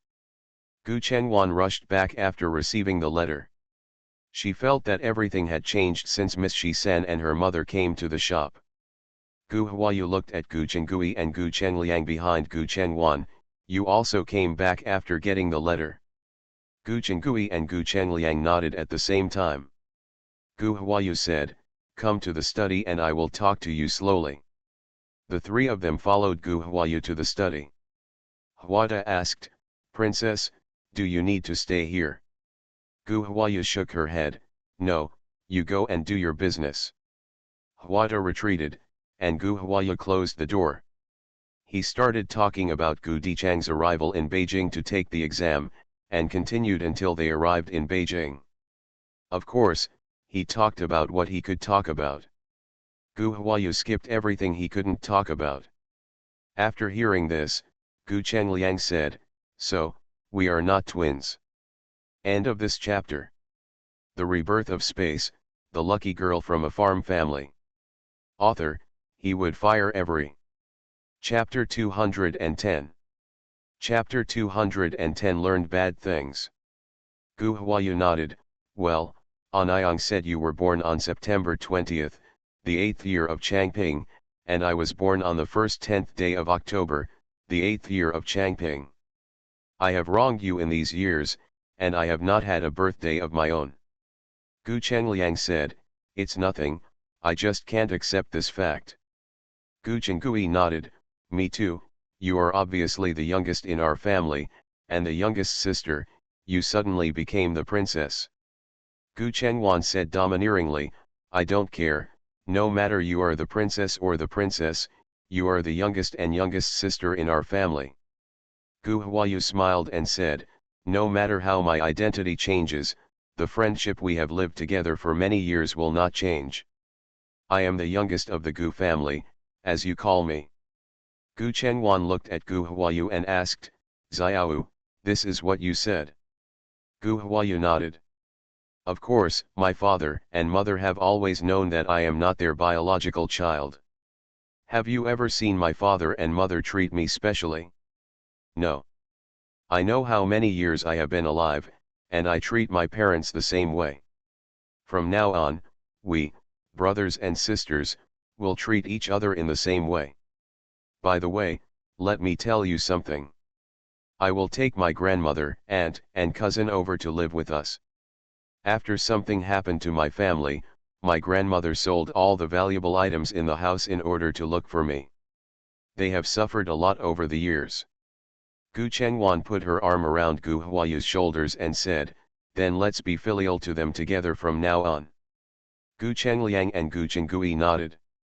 Gu Chengliang said, let's be filial to them from now on. Let's go and greet the old lady first. But, how should we call the old lady and madam? Gu Huayu didn't understand this either, just follow me and call them grandma and aunt. Gu Huayu took the three of them to meet Mrs. Ping and Mrs. Wang. Mrs. Ping and Mrs. Wang said it was rude and did not prepare a meeting gift for the junior. Gu Huayu smiled and smoothed things over and said, it's okay, grandma and aunt, you can just make up for them some other time. Mrs. Ping and Mrs. Wang both love children and lively people. Now that I see several children who are similar in age to Brother Rui, I am filled with joy. Mrs. Wang smiled and said, okay, I will definitely make up for it another day. Coming out of the backyard, Gu Huayu took the three of them to the west wing. As they walked, she said, my cousin is as old as the sixth brother and 3 years older than us. He lives in the west wing, let's go get acquainted. The three of them said yes. Gu Huayu took the three of them to Wan Chengrui's house and introduced Gu Chenggui, Gu Chengliang, and Gu Chengwan to him. Several children are of the same age, and they are all simple-minded, easygoing, and considerate people. After a while, we became familiar with each other. Gu Huayu saw that Wan Chengrui was much more comfortable, so she pulled Gu Chengwan out of the room, leaving the three of them to talk. The two walked to the corridor. Gu Chengwan turned her head to look at Gu Huayu and asked, Xiao, are you particularly sad to know that your parents were killed? Why didn't you tell me earlier? If I had known earlier, alas, I know I can't be of much help, Xiao, I'm so useless. Gu Chengwan is very sad thinking about Gu Huayu who has been burdened with a blood feud at such a young age. Sad. She wanted to comfort Gu Huayu and share her burden, but she found that she was too weak to be of any help. Gu Huayu reached out and held Gu Chenjuan's hand, second sister, don't say that, you have helped me a lot dad and mom, everyone in the family is my benefactor. With your care and love, I can grow up because you are here, so I have a family. Miss, dinner is ready, do you want to serve the food? Lu Ma came over and asked. Gu Huayu nodded and replied, let's set up the food. I'll go and invite my grandmother and aunt. Mrs. Ping and Mrs. Wang came to the dining room and did not see Gu Dichang and his wife. Mrs. Ping was worried that she would bring trouble to Gu Huayu, so she asked worriedly, Xiao, where are your father and mother? Why don't they come to eat? Gu Huayu saw Mrs. Ping's thoughts and replied with a smile, my father and mother are in the suburbs. I have sent someone to inform them that they will come to visit grandma tomorrow. Zhuangzi outside the city, Mrs. Wang raised her head and asked. Mrs. Wang couldn't help but look around the house. The Gu family just came to Beijing to buy a house, open a shop, and buy a village. The conditions are so good. K. Xiao said that they were just ordinary farmers, how could they get so much money? Gu Huayu nodded, yes, I opened a rouge shop and needed a lot of flowers as raw materials, so I bought Zhuangzi to grow flowers. Gu Chengwan took the words and said, Auntie, go and have a look some other time. Our Zhuangzi is just a huge garden. It's very beautiful. Mrs. Wang nodded and said, okay, let's go see it another day. Gu Huayu said while feeding Mrs. Ping, let's spend some time. I'm going to treat my grandma's eye disease in the next few days. When grandma's eyes are well, we can go and have a look together. Wan Chenggrui asked with some worry, Yan Ran, can grandma's eye disease really be cured? Gu Huayu nodded, yes, yes. Gu Chengliang said to Wan Chenggrui, Brother Rui, don't worry, Xiao said it can be cured, it will be cured. At first, My eldest sister was dying of illness, and the doctors said there was no way to save her, but Xiao saved her.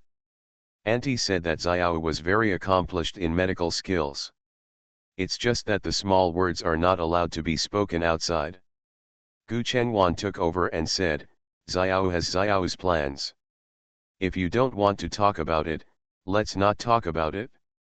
Gu Huayu did not answer the conversation and only concentrated on feeding Mrs. Ping.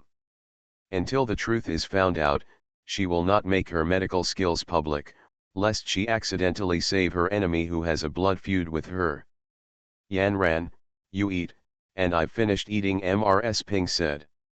Gu Huayu put down the bowl, took the handkerchief from Lonicera and wiped Mrs. Ping's mouth, then helped Mrs. Ping sit on the soft couch before returning to the dining table to eat. After dinner, everyone gathered around to drink tea and chat about homely matters. On the other side, Hua Ruiming from Hua Mansion accompanied Lu and Lu to have lunch. Lu asked, Brother Ming, do you know about Brother Ran and the prostitute? Hua Ruiming nodded and said truthfully, I know, when Chu Ziran combed his green light, I paid him 2,000 taels of silver. After hearing this, Ms. Lu slammed her chopsticks onto the table with a snap sound. Hua Ruiming looked up at Lu and said, I asked you about your eldest brother. I'll tell you the truth. Why are you so crazy? Ms. Lu glared at Hua Ruiming and said, Brother is like this because he was fooling around with you. Hua Ruiming slammed his chopsticks on the table, pointed at Ms. Lu and said, Lu Ziqiu, are you still unreasonable? How many years has your eldest brother been in Hualu? What does it have to do with me? How much older is your eldest brother than me? Is this why he fooled around with me? By the way, let me think about it, the first time I went back to Kunfang building, it was your eldest and second brother who took me there. At that time, I was just a little chick and didn't understand anything. The first time I slept with a woman was at Kunfang house, and your elder brother helped pay for it. Speaking of which, your eldest and second brothers are my masters. Without their guidance, I, Hua Ruiming, might still be an innocent young man. You are angry at me, if you have the ability, you can go back to the British government and be angry at your eldest and second brothers. By the way, there is also your father, who clearly knows that Lu Guang is following his son, but still insists on getting involved. Now it's good, the whole city is aware of the commotion, and that child, is it your brother or your nephew? Are you afraid that your father and your eldest brother don't know? You are yelling at me, what are you yelling at? It's passed down in your family. Ms. Lu was so angry that her face turned green and white, and she looked at Mr. Lu with aggrieved eyes. Mother, listen to what nonsense he said. Mrs. Lu was dissatisfied with Mrs. Lu's constant blowing her beard and glaring at her son, and said with a sullen face, Zichu, it's your fault that happened today. I will ask Brother Ming about Ziran. You slap the table and don't tell me, but you rely on Brother Ming to teach Ziran. Ziran is several years older than Brother Ming. He wants to teach him, but he is the one who teaches Brother Ming. How can he be taught by Brother Ming? You are a poor person who is complaining about the foundation of your house. Mrs. Lu thought Mrs. Lu would comfort her, but she didn't expect that Mrs. Lu would comfort her, but she was scolded instead. Tears fell down patter. When Mrs. Lu saw her crying, she felt even more dissatisfied. She frowned and said, Look, why can't you listen to a word? If I tell you a few words of truth, you will shed tears of grievance. I don't know, I thought we two would bully you. Mrs. Lu wiped away her tears, stood up and said, I've eaten. I'll go back to the Duke's mansion tomorrow to stay for a few days. Lu was so angry that she closed her lips tightly and did not respond. Hua Ruiming raised his hand angrily, Go, go. Go and stay as long as you want. This time, don't expect me to pick you up. The British government is now in a mess. I want to take a look. Who cares about you now that you are back? I think about it, the second lady should be upset now about whether the child is a concubine or a grandson. There is also Mr. Zhu. I am afraid that he has returned to the Zhu mansion with Kyokuo by now, right? Your eldest brother and your father were made to kneel in the ancestral hall by your grandfather. When you go back, should you go to the ancestral hall to comfort your father and eldest brother, or should you go to Yujing Garden to comfort your mother-in-law? Lu turned to look at Huaruiming, crying and cursing. Huaruiming, are you a bastard? Huaruiming smiled and said, am I an asshole? Compared to your family, I am nothing. Your family is the asshole. Mrs. Lu couldn't help Huaruiming. When she saw that Mrs. Lu had no intention of helping her, she glared at Huaruiming and left in tears. Huaruiming picked up the chopsticks again, put a piece of beef into his mouth, and said, my mother-in-law likes to protect her. People are just bitches. The more you follow her, the more she will bite your nose and face. Anyang, you should show your courage like today. A few more times and she will be obedient. Mrs. Lu sighed and said, it's for my sister's sake that I'm more polite to her. Of course my sister treated me well. If it weren't for my aunt, I would have died before I was a minor. If it weren't for my sister, I wouldn't be able to marry your father, and I wouldn't be where I am today. I remember the kindness of my aunt and sister. Huaruiming didn't want to continue this topic. Come on, I know that a Niang is a person who knows how to repay kindness. But you can't just indulge Lu Ziqiu. You have to teach her the rules. If you indulge her, let her. If you act recklessly, your home will be destroyed sooner or later. Ms. Lu nodded, yes, I understand. I will explain it to her slowly later. Huaruiming put down his chopsticks and snorted, what's the point? Lu Ziqiu is a condescending young lady. It's strange that she can listen to your reasoning. Forget it, let's not talk about her anymore. It makes me lose my appetite. Lu Shi glanced at Huaruiming and said angrily, no appetite? You keep eating like you have no appetite? Eat less meat and be careful to get fat early like your father. Let me tell you, if you want to gain weight early, you don't even have the energy to go to the flower house. When Huaruiming heard this, he put down his chopsticks decisively and said, then I have to pay more attention. Lu Shi glanced at her son and said, Ziqiu's stomach has been quiet. You go less to the flower house and more to Ziqiu's house. The more serious thing is to give me a grandson as soon as possible. Do you understand? Huaruiming leaned back on the chair, looked into the distance, and said sadly, it's not that I don't want to, Ziqiu is too ugly. When I saw her, I couldn't get up, and there was nothing I could do. After hearing this, Mr. Lu sat up nervously. It's always been like this? Then you and she haven't consummated their marriage until now. Huaruiming looked at Lu and said, that's not true. The marriage was consummated on the wedding night. You also know this. Maybe it was because it was fresh that night and I lost interest after that. Lu Shi looked at Huaruiming and asked, Brother Ming, is there something wrong with your health? Huaruiming was so squirming when Mrs. Lu looked at her, he said impatiently, what's wrong with me? No, no, I'm in the flower house and I'm very normal with those women. Lu Shi asked eagerly, really? Huaruiming replied, of course it's true. Mrs. Lu thought about it and said, how about you do what Xiran did, raise a son outside, give birth to a son, and then bring him back. Huaruiming felt happy when he saw that his mother was thinking about it. He quickly sat up straight and looked at Ms. Lu, and nodded, yes, this is a good idea, mother, give birth to a baby and bring her back. Mother and son were discussing how to take care of their foreign wife.